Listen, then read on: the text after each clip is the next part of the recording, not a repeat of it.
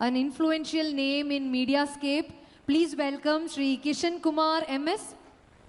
Welcome, sir. Asianet Channel Headum Executive Director Maya Shri Kishan Kumar. Media സ്പേസിലേക്ക് strategic തിങ്കിങ്ങും ഒരു study ലീഡർഷിപ്പും നൽകുന്ന വ്യക്തി.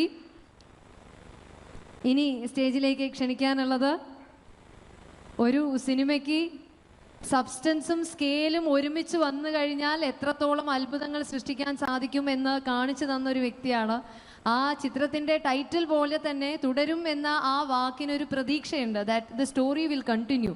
അത് ബെൻസിൻ്റെ കഥയാണെങ്കിലും അല്ലെങ്കിൽ ലാലേട്ടൻ എന്ന പ്രതിഭാസത്തിൻ്റെ ഓറ, ഇന്ന് ഏറ്റവും അധികം ഉപയോഗിക്കുന്ന വാക്കാണ് ഓറ തുടരുമെന്നതും മലയാള സിനിമ ഇനിയും വിജയ കുതിപ്പുകൾ നടത്തിക്കൊണ്ടേയിരിക്കുമെന്നും അതെല്ലാം തുടരുമെന്നും വീണ്ടും ഓർമ്മിപ്പിച്ചുകൊണ്ട് ഒരു മാസ്റ്റർ സ്റ്റോറി ടെല്ലറായി നമ്മുടെ മുന്നിലിരിക്കുന്ന ശ്രീ തരുൺ മൂർത്തി, സ്വാഗതം.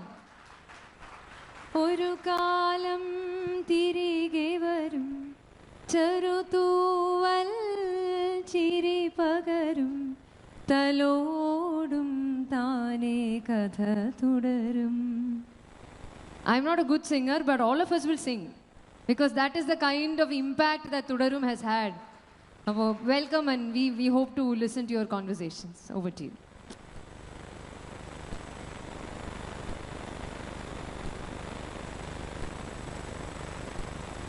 Hello.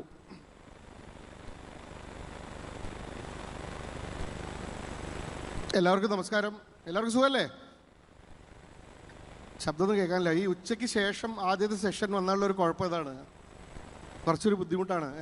ഉച്ചഭക്ഷണത്തിന് ശേഷം ഉള്ള സെഷൻ ഒരു ഡെഡ്ലി സെഷനാണ്. എന്നാലും ആദ്യം എനിക്ക് പറയാനുള്ളത് തരുണിനോടൊരു വലിയൊരു നന്ദിയാണ്. കാരണം 2 പ്രോജക്റ്റുകൾക്കിടയിൽ സമയം കണ്ടെത്തിയിട്ടാണ് തരുൺ ഇവിടെ വന്നിരിക്കുന്നത്. അപ്പോൾ അടുത്തൊരു 50 മിനിറ്റോളം അല്ലെങ്കിൽ 1 മണിക്കൂർ ഒരു നല്ലൊരു സമയം നിങ്ങൾക്ക് ഉണ്ടാവുമെന്ന് ഞാൻ പ്രതീക്ഷിക്കുന്നു. പെരുവനം ഇവിടെ 2ാമത്തെ വർഷമാണ് ഞാൻ വരുന്നത്. അപ്പോൾ എനിക്ക് എപ്പോഴും ഈ നാടുമായിട്ട് വളരെ വലിയൊരു ബന്ധമുണ്ട്. ഞാൻ പഠിച്ചതൊക്കെ തൃശ്ശൂർ പഠിക്കുമ്പോഴൊക്കെ ഇവിടെ താമസിച്ചിട്ടാണ്. അപ്പോൾ അതുകൊണ്ട് നമ്മുടെ സ്വന്തം നാട് പോലെയാണ്. അതുകൊണ്ട് തന്നെ ഇവിടെ വരാൻ എപ്പോഴും ഒരു വലിയൊരു സന്തോഷം, അതിൻ്റെ ഒരു എക്സ്ട്രാ സന്തോഷം ഉണ്ട്. എല്ലാവർക്കും പുതുവത്സര ആശംസകൾ. ആദ്യം തന്നെ നല്ലൊരു വർഷമാവട്ടെ നിങ്ങൾക്ക് എല്ലാവർക്കും എന്ന് ഞാൻ ആശംസിക്കുന്നു. തരുണിനെക്കുറിച്ച് പരിചയപ്പെടുത്തേണ്ട ആവശ്യമൊന്നുമില്ലല്ലോ അല്ലേ? തരുണിനെക്കുറിച്ച് ദേശീയ അവാർഡ് ജേതാവാണ്. ചെയ്ത സിനിമകളെല്ലാം തന്നെ ക്രിട്ടിക്കൽ അക്ലെയിംഡ് ആണ്, എന്നാൽ വളരെ സാമ്പത്തിക വിജയം നേടിയിട്ടുള്ള സിനിമകൾ കൂടിയാണ്. അതുകൊണ്ട് തന്നെ മാസ്റ്റർ സ്റ്റോറി ടെല്ലർ എന്ന് പറഞ്ഞത് വളരെ കറക്റ്റായിട്ടുള്ളൊരു വിവരണമാണ്. അപ്പോൾ അതുകൊണ്ട് തന്നെ തരുണിനോട് ചില കാര്യങ്ങളൊക്കെ ചോദിച്ചറിയാം. പക്ഷെ ഞാനിങ്ങനെ തരുൺ ഇതുവരെ മുമ്പ് ചെയ്തിട്ടുള്ള ഇൻ്റർവ്യൂകളൊക്കെ നോക്കിയപ്പോൾ ഒരു കാര്യം മനസ്സിലായിട്ടുള്ളത്, പലപ്പോഴും ഇങ്ങനത്തെ ഇൻ്റർവ്യൂകളൊക്കെ വളരെ സാന്ദർഭികമായിട്ടുള്ള ഇൻ്റർവ്യൂകളാണ്. അതായത് ഒരു കോണ്ടെക്സ്റ്റിലായിരിക്കും. അത് ഒന്നുകിൽ ഒരു സൗദി വെള്ളക്കയുടെ റിലീസിനോടനുബന്ധിച്ച് അല്ലെങ്കിൽ തുടരുമിൻ്റെ റിലീസിനോടനുബന്ധിച്ചിട്ടുള്ളൊക്കെ ഒരു ഇൻ്റർവ്യൂകളൊക്കെ ആവുമ്പോൾ ഒരു പക്ഷേ ഒരു 70-80% ആ സിനിമയോട് ചുറ്റിപ്പറ്റിയിട്ടുള്ള ചോദ്യങ്ങളൊക്കെ ആയിരിക്കും. പക്ഷേ അതിൽ നിന്നൊക്കെ ഒരുപാട് ഇൻസ്പിറേഷണൽ ആയിട്ടുള്ള ഒരു സ്റ്റോറി ഉള്ള ഒരാളാണ് തരുൺ മൂർത്തി എന്ന് പറയുന്ന ഒരാൾ. എനിക്ക് തോന്നുന്നത് തരുണിനെ എല്ലാവർക്കും അറിയാമെങ്കിലും ഡീപ്പായിട്ട് തരുണിനെ എത്രത്തോളം ആൾക്കാർക്ക് അറിയുമെന്ന് എനിക്കറിയില്ല. അതുകൊണ്ട് അതിൻ്റെ ഒരു ചെറിയ ശ്രമം കൂടി ഞാൻ നടത്താം. ഇപ്പോൾ ഞാൻ തരുണിൻ്റെ അടുത്ത് പറഞ്ഞത് ഞാനൊരു ചേതേശ്വർ പൂജാരിയാണ്. ആദ്യത്തെ റണ്ണെടുക്കാൻ കുറച്ച് സമയമെടുക്കും, കുറച്ചൊരു തുടക്കത്തിൽ ചെറിയൊരു പ്രശ്നങ്ങളൊക്കെ ഉണ്ട്. പക്ഷേ ഞാനിങ്ങനെ നോൺ സ്ട്രൈക്കറായിട്ട് നിന്ന് ചോദ്യങ്ങൾ ചോദിക്കാം, ബാക്കിയൊക്കെ തരുണിന് വിട്ടു തരാമെന്ന് പറഞ്ഞിരിക്കുകയാണ്. അപ്പോൾ ഒരുപാട് ഇൻസ്പിറേഷണൽ ആയിട്ടുള്ള സ്റ്റോറിയാണ് തരുണിൻ്റേത്. അപ്പോൾ അതിനു മുമ്പ് ഇന്നലെ ധനുമാസത്തിൽ തിരുവാതിര പെരുവനത്തപ്പൻ്റെ സ്ഥലം വൈക്കത്ത് അപ്പൻ്റെ ആളാണ് ഇവിടെ ഇരിക്കുന്നത്. അപ്പോൾ വൈക്കത്ത് നിന്ന് തുടങ്ങാം അല്ലേ തരുൺ? ഉറപ്പായിട്ടും. എന്താണ് വൈക്കമായിട്ടുള്ളൊരു ബന്ധമുണ്ടല്ലോ, ജനിച്ചു വളർന്ന സ്ഥലമാണ്, എന്നാലും ഒരു അൺകൺവെൻഷനലായിട്ട് തുടങ്ങാമെന്ന് വിചാരിച്ചു. ഇല്ല, ഞാൻ വിശ്വസിക്കുന്നത് ഞാൻ വൈക്കത്ത് ജനിച്ചില്ലായിരുന്നെങ്കിൽ ഒരിക്കലും ഒരു കലാകാരനാകില്ലായിരുന്നു. കലാകാരനായില്ലായിരുന്നെങ്കിൽ ഒരിക്കലും സിനിമാ സംവിധായകനാകില്ലായിരുന്നു. അപ്പം ഞാൻ ഇങ്ങനെ ഇരിക്കുന്നതിൽ അല്ലെങ്കിൽ എന്നിൽ എന്തെങ്കിലുമൊക്കെ ഒരു ആർട്ടിൻ്റെയോ ഹ്യൂമാനിറ്റിയുടെയോ ഒക്കെ അംശമുള്ളതിൻ്റെ ഒരു കാരണമെന്ന് പറയുന്നത് വൈക്കം എന്ന് പറയുന്ന സ്ഥലം തന്നെയാണ്. അതിന് കാരണമെന്ന് പറയുന്നത് വൈക്കം അമ്പലമാണ്. വീടിന് ഏതാണ്ട് 2 കിലോമീറ്റർ അടുത്താണ് വൈക്കം അമ്പലം. ഞങ്ങൾ സങ്കടം വന്നാലും സന്തോഷം വന്നാലും ഒക്കെ വൈക്കത്ത് അമ്പലത്തിൽ പോയി ആ എനർജീനെ ഒന്ന് കാണുക എന്ന് പറയുന്നതിൽ ഭയങ്കരമായിട്ട് വിശ്വസിക്കുന്ന ആളുകളാണ് വൈക്കം. അതിൻ്റെ അകത്ത് വേറെ ജാതി മതഭേദങ്ങളൊന്നുമില്ല. അപ്പോൾ അതിൽ ഭയങ്കരമായിട്ട് സന്തോഷം കൊള്ളുകയും ആ ഉത്സവം എന്നൊക്കെ പറയുന്ന കാലത്തിനെ അത്രയേറെ മനസ്സിൽ ആഘോഷിക്കുകയും ചെയ്യുന്ന ആളാണ്. അപ്പോൾ എൻ്റെ വളരെ ചെറുപ്പകാലത്തിൽ ഒരു 3-ാമത്തെയോ 4-ാമത്തെയോ ഒക്കെ വയസ്സ് മുതലേ എൻ്റെ വീട്ടുകാർ ആ ഉത്സവം കാണിക്കാനും അമ്പലം കാണിക്കാനും, ഇപ്പം അമ്പലത്തിൻ്റെ നടയിലൂടെ നടന്നു പോകുമ്പോൾ പോലും നമുക്ക് അതിൻ്റെ വലത്തേ സൈഡിലെ കലാപീഠത്തിൽ നിന്ന് തറയിലടിച്ച് കോലുകൊണ്ട് ചെണ്ടയുടെ സാധകങ്ങൾ ചെയ്യുന്ന ഒച്ച കേട്ടിട്ട് നമ്മൾ അമ്പലത്തിൽ നടയിലോട്ട് കയറണം. അപ്പം നമ്മുടെ ഉള്ളിൽ ആ താളമുണ്ട്. അപ്പം എൻ്റെ ജീവിതത്തിലെ ഏറ്റവും വലിയ മാറ്റം എന്ന് പറയുന്നത് ഞാൻ എൻ്റെ ഒരു 4-ാമത്തെയോ 5-ാമത്തെയോ ഒക്കെ വയസ്സിൽ വൈക്കം അഷ്ടമി കാണാൻ വേണ്ടി അച്ഛനും അമ്മയും വെളിച്ചനും ഒക്കെ കൊണ്ടുപോകുന്ന സമയത്ത് എല്ലാവരും സുപ്രസിദ്ധ സിനിമാ താരത്തിൻ്റെ നൃത്തം കാണാനും അല്ലെങ്കിൽ പിന്നണി ഗായകരുടെ പാട്ട് കാണാനും ഒക്കെ നിന്ന സമയത്ത് എന്തുകൊണ്ടോ ഞാൻ കഥകളി കാണാനാണ് നിന്നിട്ടുള്ളത്. അപ്പം എൻ്റെ ഒരു 4 വയസ്സുള്ള 3 വയസ്സുള്ള ഒരാൾ നിന്ന് വൈക്കത്തമ്പലത്തിൽ 10 മണി 11 മണിക്കൊക്കെ തുടങ്ങുന്ന കഥകളി കണ്ട് വെളുപ്പാങ്കാലത്ത് 6 മണി വരെ ഈ ചെറുക്കൻ ഉറങ്ങാണ്ടിരുന്നത് കാണുന്ന കണ്ടപ്പോൾ അച്ഛനും അമ്മയ്ക്കും അല്ലെങ്കിൽ എന്നെ കൊണ്ടുപോയ വെല്ലിച്ചന്മാർക്കൊക്കെ ഭയങ്കര കൗതുകം തോന്നി, ഇവൻ എന്താണ് ഇങ്ങനെ. പിന്നെ അന്ന് അടുത്ത ദിവസം സ്കൂളിലോട്ട് പോയി കഴിഞ്ഞാൽ പിന്നെ സ്കൂളിൽ പോയിട്ട് ഒരു 5 വയസ്സുകാരൻ്റെ 6 വയസ്സുകാരൻ്റെയും കൗതുകത്തിൽ നിന്ന് എന്താ കാണിക്കുന്നത്, ഞാൻ സ്കൂളിൽ പോയി കഥകളി കളിച്ച് കാണിക്കുക, ഇന്നലെ കണ്ട കഥകളി എന്ന് പറഞ്ഞ് കാണിക്കുന്നു. പിന്നെ പടം വരയ്ക്കുന്നതൊക്കെ കഥകളിയായിട്ട് മാറുന്നു. അപ്പം അച്ഛനും അമ്മയ്ക്കും നന്നായിട്ട് വരയ്ക്കുമായിരുന്നു അല്ലേ ആ സമയങ്ങളിൽ. ഇന്നത്തെ പിള്ളേർ സ്പൈഡർമാനും സൂപ്പർമാനൊക്കെ വരയ്ക്കുമ്പോൾ ഞാൻ വരച്ചുകൊണ്ടിരുന്നത് പച്ചവേഷവും കത്തിവേഷവും ഒക്കെ എൻ്റെതായ രീതികളിലാണ് വരച്ചുകൊണ്ടിരുന്നത്. അപ്പം അത് കൗതുകം തോന്നിയപ്പോൾ അച്ഛനും അമ്മയും അത് കഥകളി പഠിപ്പിക്കുന്നതിനെ പറ്റി ആലോചിച്ചു. അങ്ങനെ വൈക്കം കലാഭവനം എന്ന് പറയുന്നൊരു സ്ഥാപനത്തിൽ കഥകളി പഠിക്കാൻ പോയി. അത് ഏതാണ്ട് ഒരു 16 വർഷത്തെ ഒരു വളരെ കൃത്യമായ രീതിയിലുള്ളൊരു അഭ്യാസം അതിൻ്റെ അകത്തുണ്ടായിരുന്നു. പിന്നെ 16 വർഷം ഒരുപാട് വേഷങ്ങൾ ചെയ്യാൻ പറ്റിയിട്ടുണ്ട്. ആശാൻ്റെയൊക്കെ ഒപ്പം വേഷം ചെയ്യാൻ പറ്റിയിട്ടുണ്ടെന്നുള്ളത് വലിയ ഭാഗ്യമായിട്ട് കാണുന്നു. ഗോപി ആശാനാണ് എനിക്ക് മനോല തേച്ച് തന്നത്. അപ്പോൾ അതൊക്കെ തലയിൽ തൊട്ട് അനുഗ്രഹിച്ചത്. അപ്പം അങ്ങനെയൊക്കെ ഉള്ളത് അതാണ് അത് എൻ്റെ ലൈഫിൽ. പിന്നെ അച്ഛനും അച്ഛൻ്റെ കുടുംബക്കാരും ഒക്കെ തിയേറ്റർ നാടകങ്ങളിലൊക്കെ ഒരുപാട് ഇഷ്ടപ്പെടുന്ന ആളുകൾ. അപ്പം ആ കുടുംബവും ആ നാടും എന്നിലെ ഒരു ആർട്ടിസ്റ്റിനെ മോൾഡ് ചെയ്യാൻ ഒരുപാട് സഹായിച്ചിട്ടുണ്ട്. ഞാൻ വൈക്കത്തിനെ കുറിച്ച് ചോദിച്ചു തുടങ്ങാമെന്ന് പറയാൻ കാരണം പെരുവനം എന്നുള്ള സ്ഥലത്തിൽ നിന്നാണല്ലോ നമ്മൾ ഈ ഗ്രാമോത്സവമായാലും നമ്മുടെ പൈതൃകം എന്ന് പറയുന്നത് എപ്പോഴും ഒരു സ്ഥലത്തിൻ്റെ. അപ്പോൾ അതുകൊണ്ടാണ് ഞാൻ അവിടുന്ന് തുടങ്ങാമെന്ന് വിചാരിച്ചതും. അപ്പോൾ വൈക്കം അതുമാത്രമല്ല, വൈക്കം ഒരുപാട് വലിയ കലാകാരന്മാരെ മലയാളത്തിന് സിനിമയ്ക്ക് നൽകിയിട്ടുള്ള ആണ്. മമ്മൂക്കയിലും ദക്ഷിണാമൂർത്തി സ്വാമിയിലൊക്കെ. അത് തന്നെയാണ് ഞാനിപ്പോൾ കുറച്ച് മുമ്പ് നമ്മൾ PIVF-ൻ്റെ വീഡിയോ ചെയ്യുമ്പോൾ പോലും ഒരു നാട്ടിൽ ഉത്സവം നടക്കുക, ഗ്രാമോത്സവം എന്നൊക്കെ പറയുന്നത് ഞാൻ വിശ്വസിക്കുന്നത് ഇവിടെ എത്ര കുട്ടികൾ വന്നിട്ടുണ്ടെന്നുള്ളതല്ല, ആ ഓരോ കുടുംബത്തിലേക്കുമാണ് അതിൻ്റെ അർത്ഥം ചെല്ലേണ്ടത്. കാരണം നമ്മൾ സ്കൂളിൽ പഠിപ്പിക്കുന്നത് നല്ലതാണോ കോളേജിൽ പഠിപ്പിക്കുന്നത് നല്ലതാണോ എന്നാണ് നമ്മളെല്ലാവരും ചിന്തിക്കുക. ഞാൻ പറഞ്ഞത് എല്ലാവരും വീടുകളിൽ നിന്നാണ് ആ സംസ്കാരം തുടങ്ങേണ്ടത്, സ്നേഹം തുടങ്ങേണ്ടത്. അപ്പോൾ ഈ ഇതുപോലുള്ള ഗ്രാമോത്സവങ്ങൾ അവിടെ സംസ്കാരവും കലയും പൈതൃകവും രാഷ്ട്രീയവും ഒക്കെ ചർച്ച ചെയ്യപ്പെടുക എന്ന് പറയുന്നത് ഈ നാടിൻ്റെ കുടുംബങ്ങൾക്ക് ആ വീട്ടിലെ കുട്ടികൾക്കാണ് അതിൻ്റെ ഗുണമുണ്ടാകുക എന്ന് വിശ്വസിക്കുന്നതാണ്. അതാണ് എന്നെ ഇതുപോലത്തെ പരിപാടിയിലേക്ക് വരാനും സംസാരിക്കാനൊക്കെ പ്രേരിപ്പിക്കുന്നത്. അതെ, തീർച്ചയായിട്ടും. കാരണം ഇവിടെ അതൊരു വലിയൊരു കൂട്ടായ്മയാണ്. ഒരു വലിയൊരു ഗ്രാമം മുഴുവനും ഒരുമിച്ചാണ് ഈ ഉത്സവം നടത്തുന്നത്. ഞാൻ എവിടെയോ വായിച്ചു അച്ഛൻ്റെ കാര്യം പറഞ്ഞപ്പോൾ ഞാൻ അത് അങ്ങോട്ട് പോകാമെന്ന് വിചാരിച്ചു. ഒരു ഇൻ്റർവ്യൂവിൽ പറയുന്നത് കേട്ടു, എന്നെ സ്വപ്നം കാണാൻ പഠിപ്പിച്ചത് അച്ഛനാണ്, എന്നെ അതിനെ സ്വപ്നം എങ്ങനെ സാക്ഷാത്കരിക്കാമെന്ന് എന്നെ ഇത് ചെയ്തത് എൻ്റെ വൈഫാണ് എന്ന് പറഞ്ഞു. അപ്പോൾ അച്ഛൻ്റെ ഒരു ഇൻഫ്ലുവൻസ് എന്തായിരുന്നു, എങ്ങനെയായിരുന്നു? ഇല്ല, നമ്മൾ ജനിച്ച് വീണ് നമ്മൾ ഒരു ഓർമ്മ വെക്കുന്ന കാലം മുതൽ വീട്ടിൽ സംസാരിക്കുന്നതൊക്കെ വൈക്കം മാളവികയുടെ നാടകം കാണുന്നതിനെ പറ്റിയും അല്ലെങ്കിൽ ഓച്ചിറ നിളയുടെ നാടകം വരുന്നതിനെ പറ്റി, അതെപ്പോഴെങ്ങനെ കാണാൻ പോകണം, അതിന് ടിക്കറ്റ് കിട്ടിയോ, അല്ലെങ്കിൽ ചില ആളുകൾ ഇപ്പം ജോൺ മാഷുണ്ട് വൈക്കത്തെ, ജോൺ മാഷിൻ്റെ നാടകത്തിൻ്റെ സ്ക്രിപ്റ്റ് വീട്ടിൽ കൊണ്ടുവന്ന് വെച്ചിട്ട് അച്ഛനത് വായിച്ചിട്ട് അഭിപ്രായം പറയുന്നതും അച്ഛൻ്റെ ചേട്ടനും ഒക്കെ എപ്പോഴും വീട്ടിൽ നാടകങ്ങളാണ് സംസാരം. അപ്പോൾ അതുകൊണ്ട് എനിക്ക് ഒരു ആർട്ടിസ്റ്റ് ആവണം കലാകാരനാവണം സ്വപ്നം കണ്ടാൽ പോലും വീട്ടുകാർക്കൊന്നും പറയാൻ പറ്റില്ല. കാരണം അതാണ് ഇൻഫ്ലുവൻസ്. പക്ഷെ അച്ഛൻ്റെയൊക്കെ അച്ഛൻ എന്താണെന്ന് വെച്ചാൽ അച്ഛൻ്റെയൊക്കെ ഒരു ടീനേജിൽ അല്ലെങ്കിൽ യൗവനത്തിലൊക്കെ കലയ്ക്ക് വേണ്ടി തന്നെ നടന്ന് വൈക്കം മനീഷ എന്ന് പറയുന്നൊരു നാടക സംഘമൊക്കെ ആയി നടന്ന് അമച്വർ നാടകങ്ങൾ കേരളം മൊത്തം പോയി മത്സരിച്ച് പ്രൈസ് വാങ്ങി മികച്ച നടനൊക്കെ ആയി വന്നൊരു ആർട്ടിസ്റ്റാണ്. പക്ഷേ അച്ഛൻ്റെ അച്ഛൻ എന്ന് പറഞ്ഞാൽ വൈക്കത്തെ തഹസിൽദാർ അല്ലെങ്കിൽ സബ് രജിസ്ട്രാർ പോസ്റ്റിൽ വന്ന ഒരാളാണ്. അപ്പം അവരൊന്നും അങ്ങനെ അത്ര സപ്പോർട്ടീവ് അല്ലായിരുന്നു. അന്ന് ആ കാലത്ത് ഒരു അവാർഡ് കിട്ടിയെന്നൊക്കെ പറഞ്ഞു കഴിഞ്ഞാൽ ആ ഓക്കെ എന്ന് പറഞ്ഞ അപ്പുറത്തേക്ക് വലിയ പ്രോത്സാഹനങ്ങൾ കൊടുത്തിട്ടില്ല എന്നുകൊണ്ടാണ് ഞാൻ അറിഞ്ഞിട്ടുള്ളത്. അപ്പം അങ്ങനെ പിന്നീട് ആ കാലത്ത് എല്ലാവരും ഒരു സർക്കാർ ജോലി വേണം എന്ന് പറഞ്ഞപ്പോൾ അച്ഛൻ്റെ ചേട്ടന്മാരെല്ലാവരും ഒരാൾ തഹസിൽദാറായിട്ട് മാറി, ഒരാൾ RTO ഓഫീസറായിട്ട് മാറി. അപ്പോൾ അതിൽ അച്ഛൻ മാത്രമാണ് ഏറ്റവും ലാസ്റ്റ് നിന്നത്. അവസാനം പ്രഷർ കൊണ്ട് അച്ഛനും ഒരു 30-32 വയസ്സിലൊക്കെ ആയപ്പോൾ അച്ഛനും ഈ പറയുന്ന കൊച്ചിൻ ഷിപ്പ്യാർഡിലൊരു എംപ്ലോയി ആയിട്ട് മാറി. അപ്പോൾ ഈ അച്ഛൻ സിനിമ സ്വപ്നം കണ്ടിട്ടില്ലെന്നാണ് എൻ്റെ പറഞ്ഞിട്ടുള്ളത്. എന്നാലും ഒരു പക്ഷേ നിന്നിരുന്നെങ്കിൽ സിനിമയൊക്കെ പുള്ളി സ്വപ്നം കണ്ടേനെ. അപ്പം പിന്നീട് അവരുടെ കലാജീവിതം എന്ന് പറഞ്ഞാൽ ഈ കൊച്ചിൻ ഷിപ്പ്യാർഡ് റിക്രിയേഷൻ ക്ലബ്ബുകളിലൊക്കെ മാത്രമായി മാറി. അപ്പോൾ അത് ഞാൻ കാണുമ്പോൾ ഇപ്പം അവർക്ക് ആവേശമാണ്. ഇപ്പോൾ ഒരു കൊച്ചിൻ ഷിപ്പ്യാർഡിൽ ഈ കപ്പൽശാലയിൽ ഒരു ആർട്ടിന് ഒരു സ്പേസ് ഉണ്ട് എന്ന് പറയുമ്പോൾ ആ സ്പേസിന് വേണ്ടിയിട്ട് അവരെടുക്കുന്ന എഫേർട്ടുണ്ട്. ഇപ്പം ജോലിക്ക് പോയാലും ജോലി കഴിഞ്ഞിട്ട് രാത്രികളിൽ നിന്ന് റിഹേഴ്സൽ ചെയ്യുന്നു, ശനിയും ഞായറും വീണ്ടും അതിനു വേണ്ടി പോകുന്നു. അത് ഒന്നുമില്ല, ഒരു കൈയടിക്ക് വേണ്ടിയുള്ള കൊതി മാത്രമാണ്. അത് സ്റ്റേജിൽ പെർഫോമൻസ് ചെയ്ത് കഴിയുമ്പോൾ കൊള്ളായിരുന്നു എന്ന് പറഞ്ഞാൽ കൈയടി ആ കൊതിക്ക് വേണ്ടിയിട്ട് അച്ഛനൊക്കെ എടുക്കുന്ന എഫേർട്ട് അത് കാണാറുണ്ട് അല്ലേ? അപ്പം അത് തന്നെ ഭയങ്കര എന്താണ് അവരങ്ങനെ എഫേർട്ട് എടുക്കുന്നത്. അതാണ് എന്നെ യുവജനോത്സവങ്ങളിലേക്ക്, അച്ഛൻ തന്നെയാണ് യുവജനോത്സവങ്ങൾ പോകണം, നീ മോണോ ആക്ട് ചെയ്യണം, നീ നിനക്ക് എഴുതാനുള്ള കഴിവുകളുണ്ട്, നാടകം നീ എഴുത്, നാടകം ചെയ്യ് എന്ന് പറഞ്ഞാൽ എന്നെയും അച്ഛനൊക്കെ നടന്ന കാലത്തിലൂടെ എന്നെയും നടത്തിച്ചു. അതിൽ ഫോർച്ചുനേറ്റ്ലി ഞാൻ ഒരു സ്കൂളിൽ പഠിക്കുന്ന സമയത്ത് ഒരു 8 വർഷം ആയി കഥകളി പഠിച്ചിട്ട്. അപ്പോൾ അതുകൊണ്ട് തന്നെ അന്ന് യുവജനോത്സവങ്ങൾക്ക് എപ്പോഴും ഈ മത്സര ഇനം പോലെയാണല്ലോ കഥകളി പഠിച്ചിരുന്നത്.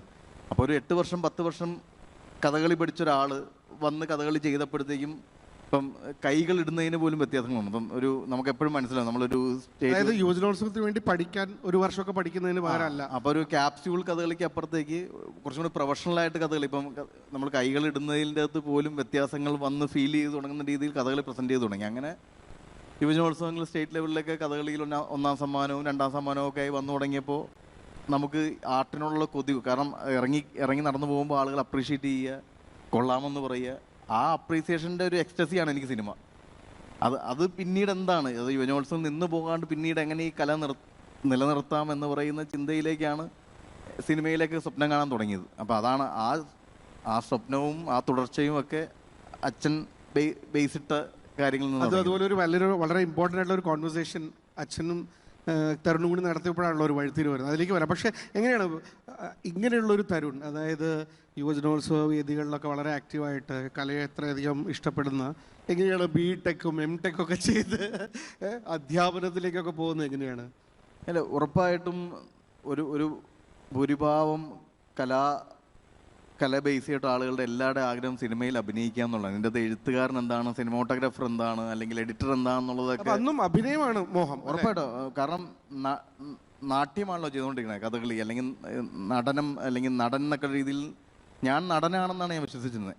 അപ്പം എൻ്റെ യാത്രകൾ മൊത്തം സിനിമയിൽ അഭിനയിക്കുക, കാരണം സിനിമയിൽ അഭിനയിച്ചാലേ നമ്മളെ നടനായിട്ട് ആളുകൾ അക്സെപ്റ്റ് ചെയ്യുള്ളൂ എന്ന് പറഞ്ഞൊരു കാലഘട്ടത്തിലേക്ക് എത്തി. അന്ന് നാടകമൊക്കെ പതിയെ അല്ലെങ്കിൽ നമ്മൾ കഥകളിയൊക്കെ ചെയ്യുമ്പോഴും ഒരു പ്രത്യേക വിഭാഗത്തിന്റെ മാത്രമായി സൊസൈറ്റൽ അക്സെപ്റ്റൻസ് എല്ലാം അല്ലേ. അപ്പം ഞാൻ വിചാരിച്ചു ഓക്കെ സിനിമയിൽ അഭിനയിക്കുക എന്നുള്ളതാണ്, കാരണം ഞാൻ സ്കൂൾ യുവജനോത്സവങ്ങൾക്ക് മികച്ച നടനാണല്ലോ, അല്ലെങ്കിൽ കഥകളിയിലൊക്കെ നമുക്ക് കഥകളിക്കാരനാണല്ലോ. അപ്പം ആക്ടിങ്ങിൻ്റെയൊക്കെ ഏറ്റവും ഇമ്പോർട്ടൻ്റ് ആയിട്ടുള്ള കാര്യം അതല്ലേ എന്ന് പറഞ്ഞാൽ ഞാൻ പല ഓഡീഷൻസിന് പോയി, പല ഫോട്ടോസ് അയച്ചു കൊടുത്തു, സിനിമ വീട്ടിൽ നിന്ന് സ്വപ്നം കാണാൻ തുടങ്ങി. നമുക്ക് തിയേറ്ററിൽ പോയിരുമ്പോൾ ഞാൻ അങ്ങനെ ഒരു ദിവസം ആയാൽ എങ്ങനെ ഉണ്ടാവുമെന്ന് മാനിഫെസ്റ്റ് ചെയ്യാൻ തുടങ്ങി. പക്ഷേ ഈ ഓഡീഷൻസിനൊക്കെ പോകുമ്പോൾ ഞാൻ പലപ്പോഴും കഥകളി ബാക്ക്ഗ്രൗണ്ട് ഉണ്ട് എന്ന് പറയുമ്പോൾ അതെനിക്ക് ഡീമെറിറ്റ് ആവാൻ തുടങ്ങി. എന്ന് വെച്ചാൽ ആളുകൾ കഥകളി പിന്നെ നമ്മളത് പറഞ്ഞു കഴിയുമ്പം പിന്നെ നമ്മൾ പെർഫോമൻസിന് ഒരു കഥകളി വെച്ച് ജഡ്ജ് ചെയ്യാൻ തുടങ്ങി, ഇയാളുടെ പെർഫോമൻസിൽ കഥകളി വരുന്നുണ്ടോ. അപ്പം അതുകൊണ്ട് നമുക്കിപ്പം കുറച്ച് മുമ്പ് ബാബു നമ്പൂരി സാർ പറഞ്ഞ പോലെ തന്നെ നാടകത്തിൽ നിന്ന് വരുമ്പോൾ ഒരു ഇൻഫ്ലുവൻസ് ഉണ്ടാവും. അത് നമ്മളൊരാൾ അവിടെയാണ് ഒരു ഡയറക്ടർ വർക്ക് ചെയ്യുന്നതെന്നാണ് എൻ്റെ വിശ്വാസം. ഡയറക്ടറാണ് ഇപ്പം പത്മനാഭൻ സാർ അങ്ങനെ പറഞ്ഞു കൊടുക്കാൻ വേണം. അല്ലാണ്ട് നമ്മളൊരു അഴിച്ചുവിട്ട പട്ടം തന്നെയാണ്, അല്ലെങ്കിൽ ഒരു വെള്ളം പോലെയാണ് ഒരു നടൻ. അപ്പം അയാൾ ഏത് രീതിയിലേക്കും വന്ന് മോൾഡ് ചെയ്യപ്പെടണം. അയാൾക്ക് അപകർഷതാബോധമുണ്ടോ, സ്റ്റേജിൽ പെർഫോം ചെയ്യാനുള്ള ഒരു ധൈര്യമുണ്ടോ എന്നുള്ളത് മാത്രമേ ഞാൻ കാസ്റ്റ് ചെയ്യുമ്പോൾ നോക്കാറുള്ളൂ. അപ്പോൾ പലപ്പോഴും ഓഡീഷനൊക്കെ പോകുമ്പോൾ നമ്മളിലൊരു കഥകളിക്കാരനെയോ ഒരു നാടകക്കാരനെയോ ഒക്കെ കണ്ട് നമ്മളെ ഹ്യൂമിലേറ്റ് ചെയ്യാൻ തുടങ്ങി. അത് ഭയങ്കരമായിട്ട് അപ്പം കോൺഫിഡൻസിനെ ബാധിച്ചു തുടങ്ങി. അയ്യോ ഞാൻ കൊള്ളില്ലേ, ഞാൻ സ്വപ്നം കണ്ടതൊക്കെ തെറ്റാണോ. എന്നിട്ട് 2-3 വർഷം നമ്മൾ സ്വയം കൺഫ്യൂസ്ഡായി ഉത്തരങ്ങളില്ലാതെ നടക്കുന്ന സമയത്താണ് ഈ പറഞ്ഞ ജേണി ഉണ്ടാകുന്നത്. അപ്പം അന്ന് എൻ്റെ ഇടയ്ക്ക് അച്ഛൻ പറഞ്ഞൊരു കാര്യം എന്ന് വെച്ച് കഴിഞ്ഞാൽ, ഇത് MTech ചെയ്യാൻ പോകുന്ന സമയത്താണോ? ആ MTechന് ഒരു ജോയിൻ ചെയ്യാൻ വേണ്ടി പോകുന്ന സമയത്ത്, ആ പോകുന്ന സമയത്ത് എൻ്റെ ഇടയ്ക്ക് പറഞ്ഞത്, നീ ഇങ്ങനെ ആദ്യം പറഞ്ഞു ഒരു +2 ഒക്കെ കഴിഞ്ഞ സമയത്ത് ഞാൻ പൂന ഫിലിം ഇൻസ്റ്റിറ്റ്യൂട്ടിൽ പോയിക്കോട്ടെ എന്ന് ചോദിച്ചു. അപ്പം എന്തിനാണ് പോകുന്നതെന്ന് ചോദിച്ചു. അപ്പം എനിക്ക് അഭിനയത്തിന് ഒരു അതാണല്ലോ ഒരു പിന്നക്കൽ അല്ലേ? ആ സമയത്ത് അതേ ഉള്ളൂ. അപ്പം ഒരു ഡിഗ്രി കോഴ്സ് എന്തെങ്കിലും ചെയ്ത് എനിക്ക് ആക്ടിങ്ങിൽ ആക്ടർ എന്നുള്ള രീതിയിൽ ലേബൽ. അവൻ പറഞ്ഞ് ഏറ്റവും നല്ല നടനാകണമെങ്കിൽ കോഴ്സ് അല്ല വേണ്ടത്, അനുഭവങ്ങളാണ് വേണ്ടതെന്ന് പറഞ്ഞു. അപ്പം എന്നെ ഡീമോട്ടിവേറ്റ് ചെയ്താന്ന് ഞാൻ ഓർത്ത്. ഞാൻ പറഞ്ഞാൽ എനിക്ക് അല്ല, ഒരു ഡിഗ്രി ആദ്യം എടുക്ക്, നീ ഒരു ബിടെക് ആയിട്ടോ അല്ലെങ്കിൽ നിനക്ക് ഇഷ്ടമുള്ള ഏതെങ്കിലും ഡിഗ്രി എടുക്ക്. ആ ഡിഗ്രി എടുത്ത് കഴിയുമ്പോൾ നിനക്ക് എന്താ ഈ സമയത്ത് കഥകളി പഠനം നിർത്തിയിട്ടുണ്ടോ അതോ കണ്ടിന്യൂ ചെയ്തിട്ടുണ്ടോ? ഏതാണ്ട് +2 ഒക്കെ കഴിഞ്ഞപ്പോഴത്തേക്കും ഇടയ്ക്കൊന്ന് ബ്രേക്കായി. പിന്നീട് എഞ്ചിനീയറിംഗ് കഴിഞ്ഞപ്പോഴാണ് വീണ്ടും തുടങ്ങണം. അപ്പം എൻ്റെ ഇടയ്ക്ക് ചോദിച്ചു, അത് ഒരു ഡിഗ്രി എടുത്തതിന് ശേഷം നീ തീരുമാനിക്കുക, എന്നിട്ട് നിനക്ക് തോന്നുന്നുണ്ടെങ്കിൽ നമുക്ക് അന്നേരം തീരുമാനിക്കാൻ തുടങ്ങും. അങ്ങനെയാണ് ബിടെക് എടുക്കാൻ പോയത്. ബിടെക് എടുത്ത് അത് ഏതൊക്കെയോ രീതിയിൽ പാസ് ഔട്ടായി തിരിച്ചു വന്നപ്പോഴത്തേക്കും പിന്നെ അതിൻ്റെ ഒരു പ്രഷർ സൊസൈറ്റിയിൽ നിന്നും ഫാമിലിയിൽ നിന്നൊക്കെ വരാൻ തുടങ്ങി. കാരണം പഠിച്ചു കഴിഞ്ഞല്ലോ, ഇനി ഒരു ജോലി കാര്യങ്ങൾ, കൂടെയുള്ള അച്ഛൻ്റെ റിലേറ്റീവ്സിൻ്റെ മക്കളൊക്കെ, അച്ഛൻ്റെ കൂട്ടുകാരുടെ മക്കളൊക്കെ പോകും. അപ്പോൾ അനാവശ്യമായിട്ടൊരു പ്രഷർ എനിക്കും കുടുംബത്തിനും ഒക്കെ വന്നു വീണു. അപ്പം പിന്നെ അതിൻ്റെ പേരിൽ ഒരു വർഷം ആളെ പറ്റിക്കാൻ വേണ്ടി ചെന്നൈ പോയി ഒരു വർഷക്കാലം എന്നെയും ആളെയും പറ്റിക്കാം. ആളുകൾ ജോലി ചെയ്യാനായിട്ടാണോ അതോ ജോലി ചെയ്യാനാണ്. എൻ്റെ വിശ്വാസം എന്ന് വെച്ചാൽ ചെന്നൈ ആണല്ലോ, കോടമ്പക്കം പരിപാടി, അവിടെയൊക്കെ മദ്രാസൊക്കെ പോയി ഏതെങ്കിലും രീതിയിൽ ആരെങ്കിലൊക്കെ കാണാൻ പറ്റുമോ, എന്തെങ്കിലുമൊക്കെ ചെയ്യാൻ പറ്റുമോ, ആരെ അറസ്റ്റ് ചെയ്യാൻ പറ്റുമോ. പക്ഷെ അതൊന്നും നടന്നില്ല.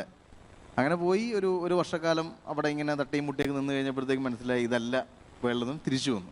തിരിച്ചു വരുന്ന സമയത്താണ് ഞങ്ങൾ തമ്മിലൊരു യാത്ര പോകുന്നത്. അപ്പം ആ യാത്ര ഒരു കൊല്ലത്തേക്കാണ് പോകുന്നത്. കൊല്ലത്തേക്ക് പോകുന്ന സമയത്ത് ഞാനും അച്ഛനും മാത്രമേ ഉള്ളൂ. അങ്ങനെ ഞങ്ങൾ രണ്ടുപേരും സംസാരിക്കുന്ന സ്പേസുകൾ വളരെ കുറവാണ്. അങ്ങനെ ലൈഫിൽ കിട്ടിയൊരു മൊമെൻറ്റിൽ ഏതാണ്ട് ഒരു 2-3 മണിക്കൂറോളമുള്ള ഒരു യാത്രയിൽ എന്താണ് നീ ഇങ്ങനെ വിചാരിക്കുന്നത്? അപ്പം എന്നോട് പറഞ്ഞു, ഞാൻ പറഞ്ഞിങ്ങനെ നടനാകുക എന്നുള്ളതിൽ തന്നെ ഞാൻ ഉറച്ചു നിൽക്കുകയാണ്, അത് എനിക്ക് എത്തും, അതിൻ്റെ പിന്നാലെയുള്ള യാത്രയിൽ തന്നെയാണ്. അപ്പോൾ എന്നോട് പറഞ്ഞു, നീ ഇങ്ങനെ മറ്റുള്ളവരുടെ വാതിൽക്കൽ പോയി, നീ ഒരു കഥകളി എന്ന് പറഞ്ഞൊരു അത്രയും വാല്യുബിൾ ആയിട്ടുള്ള ആർട്ട് പഠിച്ച ഒരാളാണ്. അപ്പം നീ അങ്ങനെ പോയി നിൽക്കുമ്പോൾ അത് എനിക്ക് ഭയങ്കര ബുദ്ധിമുട്ടാകുന്നുണ്ട്. കാരണം ആ വാല്യൂ നീ തിരിച്ചറിയണം. അപ്പോൾ ഞാൻ പറഞ്ഞു, ആ വാല്യൂ ഞാൻ കൊടുത്തു തന്നെയാണ് എല്ലായിടത്തും പറയുന്നത് എന്ന് പറഞ്ഞു. പക്ഷേ പുള്ളി അതിൽ അത്ര ഹാപ്പി. അപ്പം എന്നോട് പറഞ്ഞു, നീ ചെറുപ്പത്തിൽ ഒരു നാടകം എഴുതിയിട്ടുണ്ടല്ലോ, 8ാം ക്ലാസ്സിൽ പഠിക്കുന്ന സമയത്ത് നമ്മളത് നാടകം ചെയ്ത് നമ്മൾ സ്റ്റേറ്റ് വരെയൊക്കെ പോയതാണ്. ആ എഴുത്ത് പിന്നെ എന്താ കണ്ടിന്യൂ ചെയ്യാത്തതെന്ന് ചോദിച്ചു. അപ്പം പറഞ്ഞാൽ അത് അങ്ങനെ എഴുതാനൊന്നും പിന്നീടൊന്നും വന്നില്ല, ഞാനൊന്നും കണ്ടില്ല എന്ന് പറഞ്ഞു. അപ്പം നീ കണ്ണു തുറന്ന് കാണാത്തതുകൊണ്ടാണ്. നീ എഴുത്. ശ്രീനിവാസനെ കണ്ടിട്ടില്ലേ?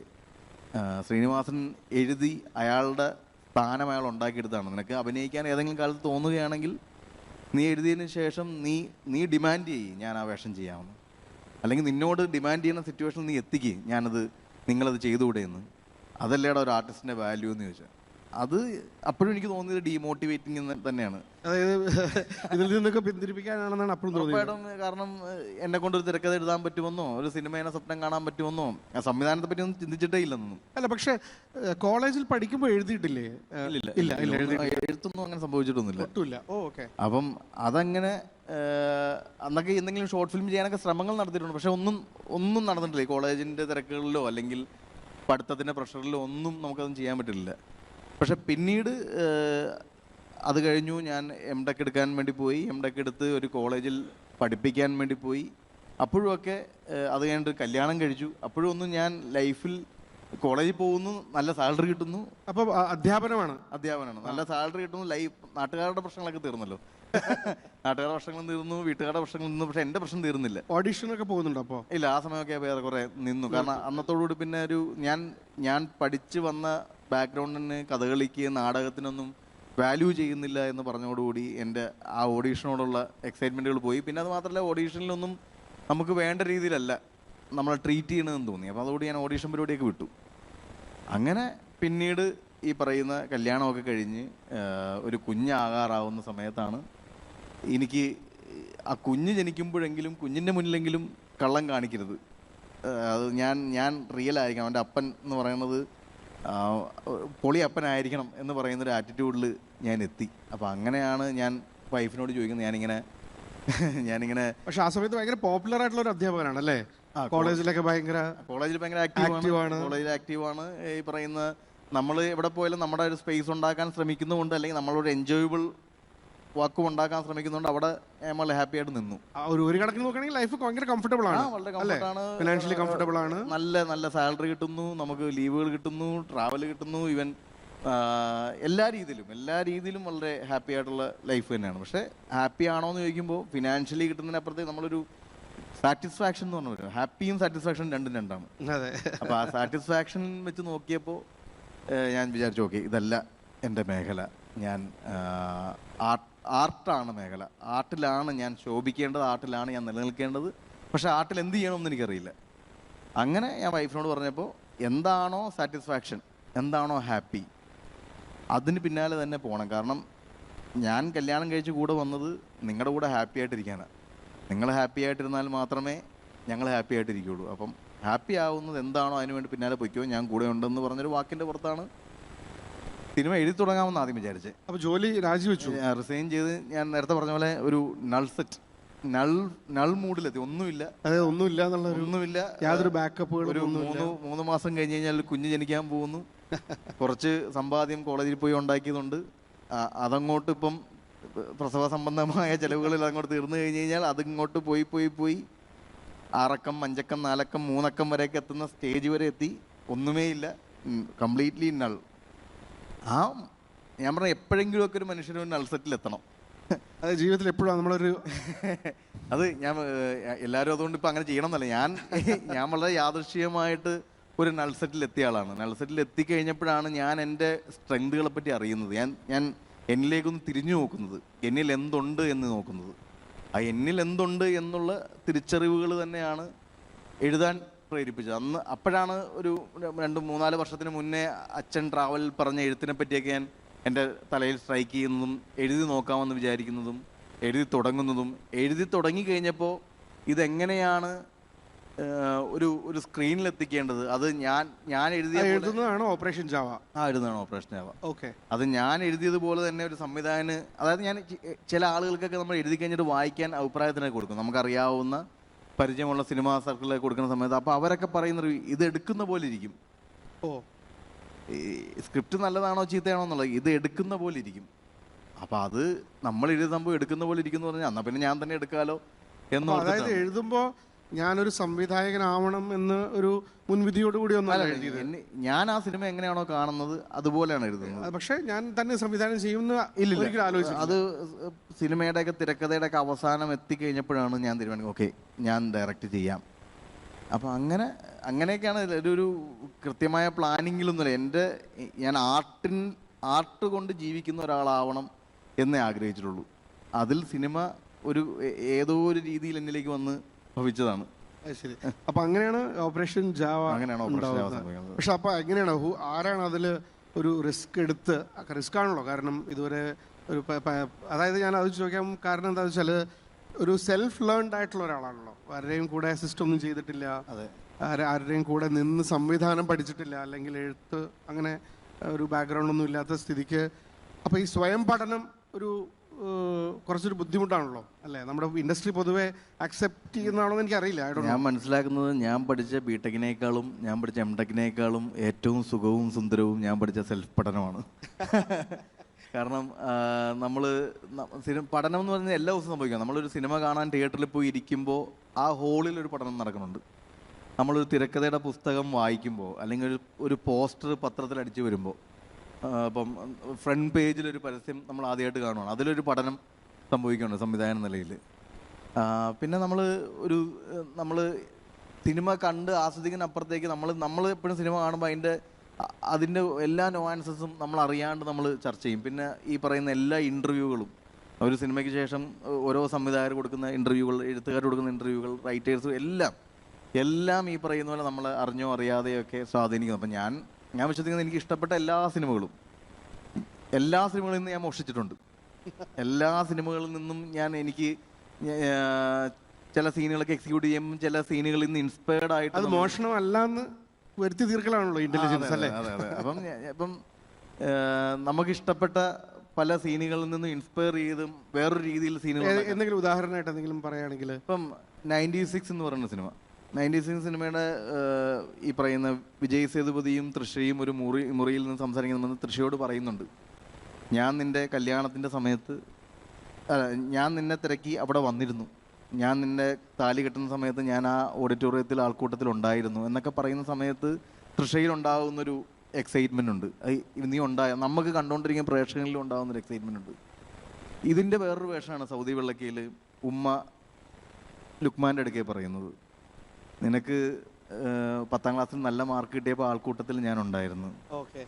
അങ്ങനെ അവൻ്റെ എല്ലാ നല്ല സമയങ്ങളിലും ഞാൻ ഉണ്ടായിരുന്നു എന്ന് പറയുന്നത് ആക്ച്വലി 96 ഇൻസ്പയർഡ് ആണ്. അതെ അതെ, അത് അവരൊരു പ്രായശ്ചിത്തം പോലെയാണ്. അതെ അല്ലേ, അതെങ്ങനെ പ്രസന്റ് ചെയ്യുന്നു, അത് എക്സാക്ട്ലി കോപ്പി പേസ്റ്റ് അല്ലാണ്ട് നമ്മളെ ഇൻസ്പയർ ചെയ്ത ഒരു സീനിൽ നിന്ന് നമുക്ക് കഥയ്ക്ക് അനുയോജ്യമായ രീതിയിലോട്ട് പ്ലേസ് ചെയ്യുക എന്നുള്ളതാണ് ഒരു മേക്കറിന്റെ ഇന്റലിജൻസ്. നേരത്തെ പറഞ്ഞത് എനിക്ക് തോന്നിയിട്ടുള്ളത് തുടരും എന്ന സിനിമയിൽ വളരെ ഇൻ്റലിജൻ്റ് ആയിട്ട് ചെയ്തിട്ട് എനിക്ക് പേഴ്സണലി തോന്നിയിട്ടുള്ളത്, ലാലേട്ടനും ശോഭനയും ഒരുപാട് വർഷത്തിന് ശേഷം തിരിച്ചു വരുന്നു, നമ്മൾ കാണാൻ ആഗ്രഹിക്കുന്ന ഒരു ജോഡി എന്നൊക്കെ പറയുമ്പോഴും അതിനെ ഇൻ്റലിജൻ്റ് ആയിട്ട് എക്സിക്യൂട്ട് ചെയ്യുന്നത്, അപ്പോൾ ബാത്റൂമിലുള്ള സീൻ അല്ലെങ്കിൽ ആ പാട്ടിലൂടെ വരുന്ന സീൻ, അതൊക്കെ ഭയങ്കരമായിട്ട് അല്ലേ, നമുക്ക് എവിടെയോ ഇതിനെ ഇത് ഞാൻ കണ്ടിട്ടുള്ളതാണല്ലോ, അല്ലെങ്കിൽ ഞാൻ കണ്ടിട്ടുള്ളതാണ് എന്നാൽ ഞാൻ കാണാൻ ആഗ്രഹിക്കുന്നതാണ് എന്ന് നമ്മളെ ഓർമ്മിപ്പിക്കുന്ന അല്ലേ, ആ ഒരു അതങ്ങനെയാണോ അങ്ങനെ ചെയ്തിരിക്കുന്നത്? തുടരുമിൻ്റെ കേസ് എന്ന് വെച്ച് കഴിഞ്ഞാൽ, തുടരും നമ്മളോട് ചെയ്യാൻ ആവശ്യപ്പെടുന്നു, നമ്മൾ ആ തിരക്കഥയുടെ ഒരു അംശം കേൾക്കുന്നു, അതിൽ എക്സൈറ്റിംഗ് ആയിട്ടുള്ള കൊമേഴ്ഷ്യലി വർക്കൗട്ട് ആവുന്ന, ഏത് കാലത്തും കൊമേഴ്ഷ്യലി വർക്കൗട്ട് ആവാൻ സാധ്യതയുള്ളൊരു എലിമെൻറ്റ് നമ്മൾ അതിൻ്റെ അത് കേൾക്കുന്നു. അപ്പോൾ അത് എങ്ങനെ വീണാലും 4 കാലം വീഴാൻ പോകുന്നൊരു കഥയാണ്. അതിനെ എങ്ങനെ ട്രീറ്റ് ചെയ്യുന്നുള്ളത്, എങ്ങനെ ചെയ്താലും അതിന് ഇഷ്ടമുള്ളവരും ഉണ്ടാവും, ഇഷ്ടക്കേടുള്ളവരും ഉണ്ടാവും. അപ്പോൾ അതുകൊണ്ട് അങ്ങനെ ഒരു സബ്ജക്റ്റ് ചെയ്യുമ്പോൾ അത് കൊമേഴ്ഷ്യലി വർക്കൗട്ട് ആകുമെന്ന് പറഞ്ഞ് നമ്മളത് കമ്മിറ്റ് ചെയ്യാൻ, അതിനകത്ത് മോഹൻലാൽ എന്ന് പറഞ്ഞ ആക്ടർ മാത്രമേ ഉള്ളൂ കമ്മിറ്റ് ചെയ്യുന്ന സമയത്ത്. വേറെ ഒന്നുമില്ല. രജപുത്ര രഞ്ജിത്തും മോഹൻലാലും സുനിലും മാത്രമാണ് ഈ കളത്തിലുള്ളൂ. പിന്നെ ഞാൻ അതിലോട്ട് ജോയിൻ ചെയ്യുവാണ്. പിന്നീട് നമ്മളതിലോട്ട് ഇറങ്ങി ഇനി ഇതെങ്ങനെ ജനങ്ങളെ ഇഷ്ടപ്പെടുത്താം എന്നുള്ളതാണ് നമ്മുടെ ചിന്ത. അതെഴുതി മോഹൻലാൽ എന്ന് പറഞ്ഞ ആക്ടറിനെ കണ്ടുകൊണ്ട് എഴുതി, മോഹൻലാൽ എന്ന് പറഞ്ഞ ആക്ടർ പറയുന്ന പോലെ എഴുതി, മോഹൻലാൽ എന്ന് ആ ക്യാരക്ടറിൻ്റെ കൂടെ മോഹൻലാൽ എന്ന് പറഞ്ഞൊരു എലിമെൻറ്റും കൂടി നമ്മൾ ത്രൂ ഔട്ട് ചേർത്തു. അതിനെ എങ്ങനെ കൊമേഴ്ഷ്യൽ വൽക്കരിക്കാം, അല്ലെങ്കിൽ ആളുകൾ ഉദാഹരണത്തിന് ഈ പറയുന്ന പോലെ അതിൻ്റെ അകത്ത് ലാൽ സാറിനെ ട്രോൾ ചെയ്യുന്ന പോലത്തെ പല വാചകങ്ങളും, പഴയ ഡയലോഗുകൾ, ഫിലിം കൾച്ചറുകൾ, പോപ്പ് കൾച്ചറുകളൊക്കെ കൊണ്ടുവരാനുള്ള കാരണങ്ങൾ, ലാൽ സാറിന്റെ റീസെന്റ് ആയിട്ട് ലാൽ സാറിന് ട്രോൾ ചെയ്യപ്പെട്ടുള്ള പല കാര്യങ്ങൾ, ഈ താടി എലിമെന്റുകൾ, അല്ലെങ്കിൽ ലാൽ സാറിന്റെ മുൻപുള്ള അതെല്ലാം ശരിക്കും പറഞ്ഞാൽ ഒരു സിനിമയെ സമീപിക്കണം അങ്ങനെയല്ല. പക്ഷെ ഒരു കൊമേഴ്ഷ്യൽ സിനിമ ലാൽ സാറിന് ഇഷ്ടപ്പെടുന്ന ആളുകളുടെ മുന്നിലേക്ക് എത്തിക്കുമ്പോൾ ഇത് അവർക്ക് വർക്കൗട്ട് ആകും എന്നുള്ള എൻ്റെ റീഡിംഗ് ആണ്. ഞാൻ അങ്ങനെ പോകാം. ഇപ്പം ഈ ബാത്റൂമിൽ നിന്ന് ഇറങ്ങി വരുമ്പോഴത്തേക്കും മാറി നിൽക്കടാ മുണ്ടക്ക ശേഖര എന്ന് മോള് പറയുന്നത് ലാൽ സാറിനോട് പറയുന്നതുകൊണ്ടാണ് നമുക്ക് കൗതുകം. പണ്ട് ലാൽ സാർ മുണ്ടക്ക ശേഖരൻ്റെ അടുക്കെ പറഞ്ഞതുകൊണ്ടാണ്. അപ്പോൾ അതിൻ്റെ അകത്ത് ബെൻസ് എന്ന് പറഞ്ഞ ആൾക്കൊപ്പം മോഹൻലാൽ എന്ന് പറഞ്ഞ എലിമെന്റും കൂടി ഉണ്ട്. അത് ത്രൂ ഔട്ട് നമ്മൾ അത് എഴുതുന്ന പ്രോസസ്സിൽ ചെയ്യുന്നതാണ്. അത് എഴുതുന്ന പ്രോസസ്സിൽ ചെയ്തിട്ടുണ്ട്. ചിലത് ഡബ്ബിങ്ങിൽ നമ്മൾ സിനിമ കണ്ടു കഴിഞ്ഞാൽ നമുക്ക് ഡബ്ബിങ്ങിൽ ചെറിയ ചെറിയ എലിമെന്റുകൾ ചിലപ്പം അതിൻ്റെ അത് ഇത്രേ ചെയ്തിട്ടുള്ളൂ. ലാൽ സാർ പറഞ്ഞ് കൈയടി വാങ്ങിയ എല്ലാ ഡയലോഗുകളും ലാൽ സാറിന് ഓപ്പോസിറ്റ് പറയിക്കുക എന്നുള്ളതാണ് നമ്മൾ ചെയ്തേക്കുന്നത്. ഇപ്പം റിവേഴ്സ് സൈക്കോളജി. അപ്പം അതിൽ എത്രയോ സ്ഥലത്ത് ജോർജ് സാറ് ഈ പറയുന്ന ബെൻസിനൊക്കെ പറഞ്ഞിട്ടുണ്ട്, മോനെ ദിനേശ പോണ്ടേ, ആ മോനെ ദിനേശ ലാൽ സാർ പറഞ്ഞതിനേക്കാൾ വർക്കൗട്ട് ആകുന്ന, അല്ലെങ്കിൽ ട്രാവൽ ചെയ്ത് പോകുന്ന സമയത്ത് ഇതൊക്കെ ഒന്ന് താഴ്ത്തി കാണിക്കുന്ന രീതിയിലാണ്. അതെ അതെ, ഇതൊക്കെ ഒരു മേക്ക് ബിലീഫ് അല്ലേ മോനെ എന്ന് ജോർജ് ആണ് പറയുന്നത്. അപ്പം അങ്ങനെയൊക്കെയുള്ള ചില എലിമെന്റുകൾ വെച്ചിട്ട് ഫസ്റ്റ് ഹാഫിൽ ഒരു ലാൽ സാറിനെ ഒന്ന് ഇഷ്ടപ്പെടുത്തുക എന്ന് പറയുന്ന ഒരു പ്രോസസ്സിലൂടെ കടന്നു പോയിട്ടുണ്ട്. അതൊക്കെ സ്വയം പഠനത്തിൽ നിന്ന്, അത് ഞാൻ കണ്ട സിനിമകളിൽ നിന്ന് അങ്ങനെയുള്ള എലിമെന്റുകൾ സിനിമയിൽ പറഞ്ഞാൽ ഒരു ഭൂരിഭാഗം പ്രേക്ഷകന് അത് ഇഷ്ടമാണ് എന്ന് കണ്ട് നമ്മൾ വർക്ക് ചെയ്യണം. പക്ഷെ അതിപ്പോൾ ഒരുപാട് സിനിമകളിൽ അതിപ്പോൾ റിപ്പീറ്റ് ചെയ്ത് പോപ്പ് കൾച്ചർ വരുമ്പോൾ ഇനിയിപ്പം നമ്മളത്, കാരണം ഞാൻ കുറച്ച് ആൾക്കാരോടൊക്കെ ചോദിച്ചിട്ടുണ്ടായിരുന്നു, എന്തെങ്കിലും ചോദ്യം തരുണിനോട് ചോദിക്കണമെങ്കിൽ എനിക്ക് അയക്കാം എന്ന് പറഞ്ഞിട്ട്, നമ്മൾ ചില ഗ്രൂപ്പുകളിലും കാര്യങ്ങളിലൊക്കെ ആയിട്ട്. അപ്പോൾ അതിലൊരാൾ എൻ്റെ അടുത്ത് ചോദിച്ചിട്ടുള്ള ചോദ്യം ഇതായിരുന്നു, ഒരുപാട് സോഷ്യൽ മീഡിയയിൽ നിന്ന് ഹാൻഡ് പിക്ക് ചെയ്ത് പോപ്പുലർ കൾച്ചറിനെ റെപ്രസെന്റ് ചെയ്ത സാധനങ്ങൾ വളരെ ഭംഗിയായിട്ട് യൂസ് ചെയ്തിട്ടുള്ളത്. അത് ഇതിന്റെ ഭാഗമാണ്. ഓപ്പറേഷൻ ജാവലും നമ്മൾ ഓപ്പറേഷൻ ജാവലും പറഞ്ഞിട്ടുണ്ടായിരുന്നു. ഓപ്പറേഷൻ ജാവൽ യൂസ് ചെയ്തിട്ടുണ്ട്. സൗദിയിൽ അത് ഇല്ല. അത് കുറച്ചൊരു ഡിഫറെന്റ് ആയിട്ടുള്ള എങ്ങനെ ട്രീറ്റ് ചെയ്യണമെന്ന് കൃത്യമായ ബോധ്യം കൊണ്ടുകൊണ്ട് സൗദിയിൽ അങ്ങനത്തെ കാര്യമൊന്നും തൊട്ടിട്ടില്ല. പക്ഷെ കൊമേഴ്ഷ്യലി നമ്മൾ ഒരുപാട് റീൽ ഇൻഫ്ലുവൻസർ ആണ് മേക്കേഴ്സും ഓഡിയൻസും. അപ്പം ചില സമയങ്ങളിൽ അങ്ങനത്തെ കാര്യങ്ങൾ വർക്കൗട്ട് ആകും എന്നുള്ളൊരു ബോധ്യമുള്ളതുകൊണ്ടാണ് ചെയ്തത്. പക്ഷെ അത് എല്ലായിടത്തും വർക്കൗട്ട് ആവില്ല. ഞാൻ പറഞ്ഞു ഇപ്പം അത് ഭയങ്കര ഓവർ ഡ്യൂ ആയിട്ട് വരുന്നുണ്ട് സിനിമകളിൽ. അത് കൂടുതൽ വരുമ്പോഴാണ് പ്രശ്നം അല്ലേ? അപ്പം ഇനി അത് കട്ട് ചെയ്യേണ്ട സമയമായി. ഞാൻ പിന്നെ ഇതുപോലൊരു ഇൻ്റർവ്യൂവിൽ വളരെ എനിക്ക് രസകരമായിട്ട് തരുൺ പറഞ്ഞൊരു കാര്യം, നമ്മൾ സിനിമയുടെ എഴുത്തിനെ ഭയങ്കര വലിയ ഉദാത്തമായിട്ടൊക്കെ പലരും പറയുമ്പോഴും അതിനെ ഭയങ്കരമായിട്ട് സിംപ്ലിഫൈ ചെയ്തിട്ട് തരുൺ പറയുന്നുണ്ട്, ഞാനൊരു നല്ലൊരു സ്റ്റോറി അറേഞ്ചറാണ് എന്ന് പറഞ്ഞു. അതായത് ശരിക്കും പറഞ്ഞാൽ ഞാനും ഈ ഫീൽഡിൽ ഇപ്പോൾ കുറച്ച് 2-3 വർഷമായിട്ടുള്ളതുകൊണ്ട് എനിക്കറിയാം, ഒരു സ്റ്റോറി എന്ന് പറഞ്ഞാൽ നമ്മളിപ്പോൾ ടെലിവിഷൻ ആയാലും ശരി, സിനിമയായാലും അതിൻ്റെ അറേഞ്ച്മെൻ്റ് ആണല്ലോ ഏറ്റവും വലിയൊരു ഇത്. അതെന്താ അങ്ങനെ ഒരു സ്വയം അങ്ങനെ ഒരു നമ്മൾ നല്ല അറേഞ്ചറാണെന്ന് പറയാൻ കാരണം? എഴുത്തിൻ്റെ സമയത്ത് നമ്മളൊരു പ്രേക്ഷകൻ കൂടിയാണ്. ഞാൻ എഴുതുന്ന ഓരോ സീനുകളിലും 5 കഥാപാത്രങ്ങൾ എന്ന് വട്ടത്തിൽ നിന്ന് സംസാരിക്കുകയാണെങ്കിൽ ഒരു ഇൻവിസിബിൾ ക്യാരക്ടർ കൂടിയുണ്ട്, അത് പ്രേക്ഷകനാണ്. അപ്പോൾ ആ പ്രേക്ഷകൻ്റെ ലോജിക്കിനെയോ പ്രേക്ഷകൻ്റെ ക്രിഞ്ചിനെസ്സിനെയോ പ്രേക്ഷകൻ്റെ ആസ്വാദനത്തിനെയോ ബാധിക്കുന്ന കാര്യങ്ങളാണെങ്കിൽ നമ്മൾ കട്ട് ചെയ്യും. അത് നമ്മൾ ഓരോ 10 തവണ വായിക്കുമ്പോഴും 20 തവണ വായിക്കുമ്പോഴും റീറൈറ്റ് ചെയ്യുമ്പോഴും ഒക്കെ ഈ നമ്മളുടെ ഉള്ളിലെ പ്രേക്ഷകൻ കൂടിയാണ് വായിക്കുന്നത്. അല്ല നമ്മുടെ ഉള്ളിൽ ആ റൈറ്റർ എന്നുള്ള ഈഗോ അല്ല വർക്ക് ചെയ്യാൻ, ഡയറക്ടർ എന്നുള്ള ഈഗോ അല്ല. ഞാൻ എൻ്റെ ഉള്ളിലെ പ്രേക്ഷകനായിട്ടാണ് എപ്പോഴും എഡിറ്റ് കഴിയുമ്പോഴും മിക്സ് കഴിയുമ്പോഴും ഒക്കെ ഞാൻ കാണുന്നത് പ്രേക്ഷകനായിട്ടാണ്. കാരണം നമ്മൾ എൻജോയ് ചെയ്യുന്നുണ്ടോ എന്നുള്ളതാണ്. അതെനിക്ക് ഞാൻ ഈ നേരത്തെ സ്വയം പഠനത്തിൻ്റെ ഭാഗങ്ങളിൽ ഞാൻ കേട്ടത് ജോഷി സാർ അങ്ങനെയാണെന്നാണ് കേട്ടുള്ളത്. ജോഷി സാർ സിനിമയൊക്കെ കാണാൻ പോയിരുന്നു കഴിഞ്ഞ് കഴിഞ്ഞാൽ കരയും ചിരിക്കും. നമ്മൾ ഒരിക്കലും ജോഷി സാറിനെ പോലെ ഒരാളങ്ങനെ ചെയ്യുമെന്ന് വിചാരിക്കുന്നില്ലല്ലോ, കാരണം ഭയങ്കര സ്ട്രിക്റ്റ് ആയിട്ടൊരാളാണ്. പക്ഷേ ജോഷി സാർ പലപ്പോഴും സിനിമ കാണാൻ വേണ്ടി ഇരിക്കുമ്പം ക്യാരക്ടറിൽ കരയുമ്പോൾ ജോഷി സാർ കരയും, ക്യാരക്ടർ നല്ല തമാശകളും ജോഷി സാർ പൊട്ടിച്ചിരിക്കും, അട്ടഹസിക്കും. അപ്പം നമ്മളും അങ്ങനെ അത്രയും ലൈറ്റായിട്ട് നമ്മളെ കണ്ടിട്ടാണ്, നമ്മളുടെ ഉള്ളിലെ പ്രേക്ഷകൻ അത്രയും ഈഗോകളില്ലാണ്ട് കണ്ടിട്ടാണ് നമ്മൾ പലപ്പോഴും പല സീനുകളും എഴുതി വായിക്കുന്നത്. അപ്പം ആ പ്രോസസ്സിൽ വിശ്വസിക്കുന്നതുകൊണ്ടാണ് നമുക്കിതൊരു സാഹിത്യ രൂപമല്ല എന്നെ സംബന്ധിച്ച കഥ. അതിൻ്റെ അകത്ത് കലയും കലാരൂപമാണെന്ന് പറഞ്ഞാൽ അതിൻ്റെ അകത്തൊരു വലിയ ബിസിനസ്സുണ്ട്. അതെ അതെ. അപ്പം അതിൻ്റെ അകത്തൊരു ബിസിനസ് പെർസ്പെക്റ്റീവ്സിൽ ചിന്തിക്കണം. അതിൻ്റെ അകത്ത് ഒരു ബാലൻസിങ് ആണ് അല്ലേ? അല്ലാന്നുണ്ടെങ്കിൽ ഇപ്പം കുറച്ച് മുമ്പ് നമ്മൾ ലിഫ്റ്റിലോട്ട് കയറിയ സമയത്ത് ഒരു നിങ്ങളുടെ ഓപ്പറേഷൻ ജാവയും സൗദി വെള്ളയ്ക്കും എനിക്ക് ഭയങ്കര പ്രിയപ്പെട്ടാണ്, തുടരും എനിക്ക് അത്ര ഇഷ്ടമല്ല. പക്ഷെ ഞാൻ ബഹുമാനിക്കുന്നു. പക്ഷെ എനിക്ക് എൻ്റെ സർവൈവലിൻ്റെ ഭാഗമായിട്ട് തുടരുമ്പോഴത്തെ സിനിമകൾ ചെയ്തേ പറ്റുള്ളൂ. അല്ലെങ്കിൽ അപ്പം അതെ ഒരു സിനിമ പറയുമ്പം ഞാൻ തുടരുമ്പോഴത്തെ സിനിമ പറയാൻ പോകുമ്പോൾ അത് സൗദി വെള്ളയ്ക്ക് പോലെ പറഞ്ഞിട്ട് കാര്യമില്ല. അതിൽ വന്നിരിക്കുന്ന ആള് എന്ന് പറയുന്നത് ഒരു ബ്രാൻഡാണ്. മോഹൻലാൽ എന്ന് പറഞ്ഞ ബ്രാൻഡാണ്. മോഹൻലാൽ എന്ന് പറഞ്ഞ ബ്രാൻഡ് എത്ര വലിയ ആക്ടർ എന്ന് പറഞ്ഞാലും അദ്ദേഹത്തിൻ്റെ ഒരു ഫാൻ ഫോളോയിങ്ങിനെ തൃപ്തിപ്പെടുത്തുന്ന ഒരു എലിമെൻ്റ് ഇല്ല എന്നുണ്ടെങ്കിൽ ആ സിനിമ പരാജയമാണ്. അപ്പം അതൊക്കെ നമ്മുടെ ഉള്ളിലെ മോഹൻലാൽ ഫാൻ തന്നെ ആയിരിക്കും ഈ പ്രേക്ഷകൻ എന്ന് പറയുന്നത്. ഞാൻ ഈ പറഞ്ഞ ഇൻവിസിബിൾ ക്യാരക്ടർ എന്ന് പറഞ്ഞില്ല നമ്മൾ എഴുതുന്നത്, അതിൻ്റെ ഉള്ളിലൊരു മോഹൻലാൽ ആരാധകനുണ്ട്. എഴുതുന്ന സമയങ്ങളിലൊക്കെ ഇത് ലാലേട്ടൻ ചെയ്താൽ വർക്കൗട്ടാണ്, ഇത് ലാലേട്ടൻ ചെയ്യുമ്പോൾ നമുക്കൊരു കോരിത്തരിപ്പുണ്ട് എന്നൊക്കെ പറയുന്ന രീതിയിലാണ് നമ്മളതിനെ അപ്രോച്ച് ചെയ്യുന്നത്. പക്ഷേ സൗദി വിളക്ക് ചെയ്യുമ്പോൾ അങ്ങനത്തെ ഇതൊന്നുമില്ല. നമ്മൾ ഒരു കൂട്ടം 85ഓളം പുതിയ ആർട്ടിസ്റ്റുകൾ വെച്ചിട്ട് അപ്പോഴും നമ്മളുടെ ഉള്ളിലെ ഒരു മനുഷ്യനെ ആ പടം. അങ്ങനെ ഒരു സ്റ്റോറി എഴുതുമ്പോൾ എങ്ങനെയാണ് എഴുത്തിലേക്ക്? കാരണം ഇപ്പോൾ സൗദി വിളക്കിൽ വളരെ വളരെ ഡെലിക്കറ്റ് ആയിട്ടുള്ള ഒരു സബ്ജക്റ്റാണ്, സോഷ്യലി റെലവെൻ്റ് ആണ്. എന്നാൽ അതിലത്തെ ഡയലോഗുകളൊക്കെ ഇപ്പോൾ മഴ തീരുമ്പോഴാണ് കുട ഒരു ബാധ്യതയായി മാറുന്നത് എന്നുള്ള രീതിയിൽ വളരെ രസകരമായിട്ട് എഴുതിയിട്ടുണ്ട്. അതിൻ്റെ ഒരു പേസ് ഡിഫറെൻ്റ് ആണ്.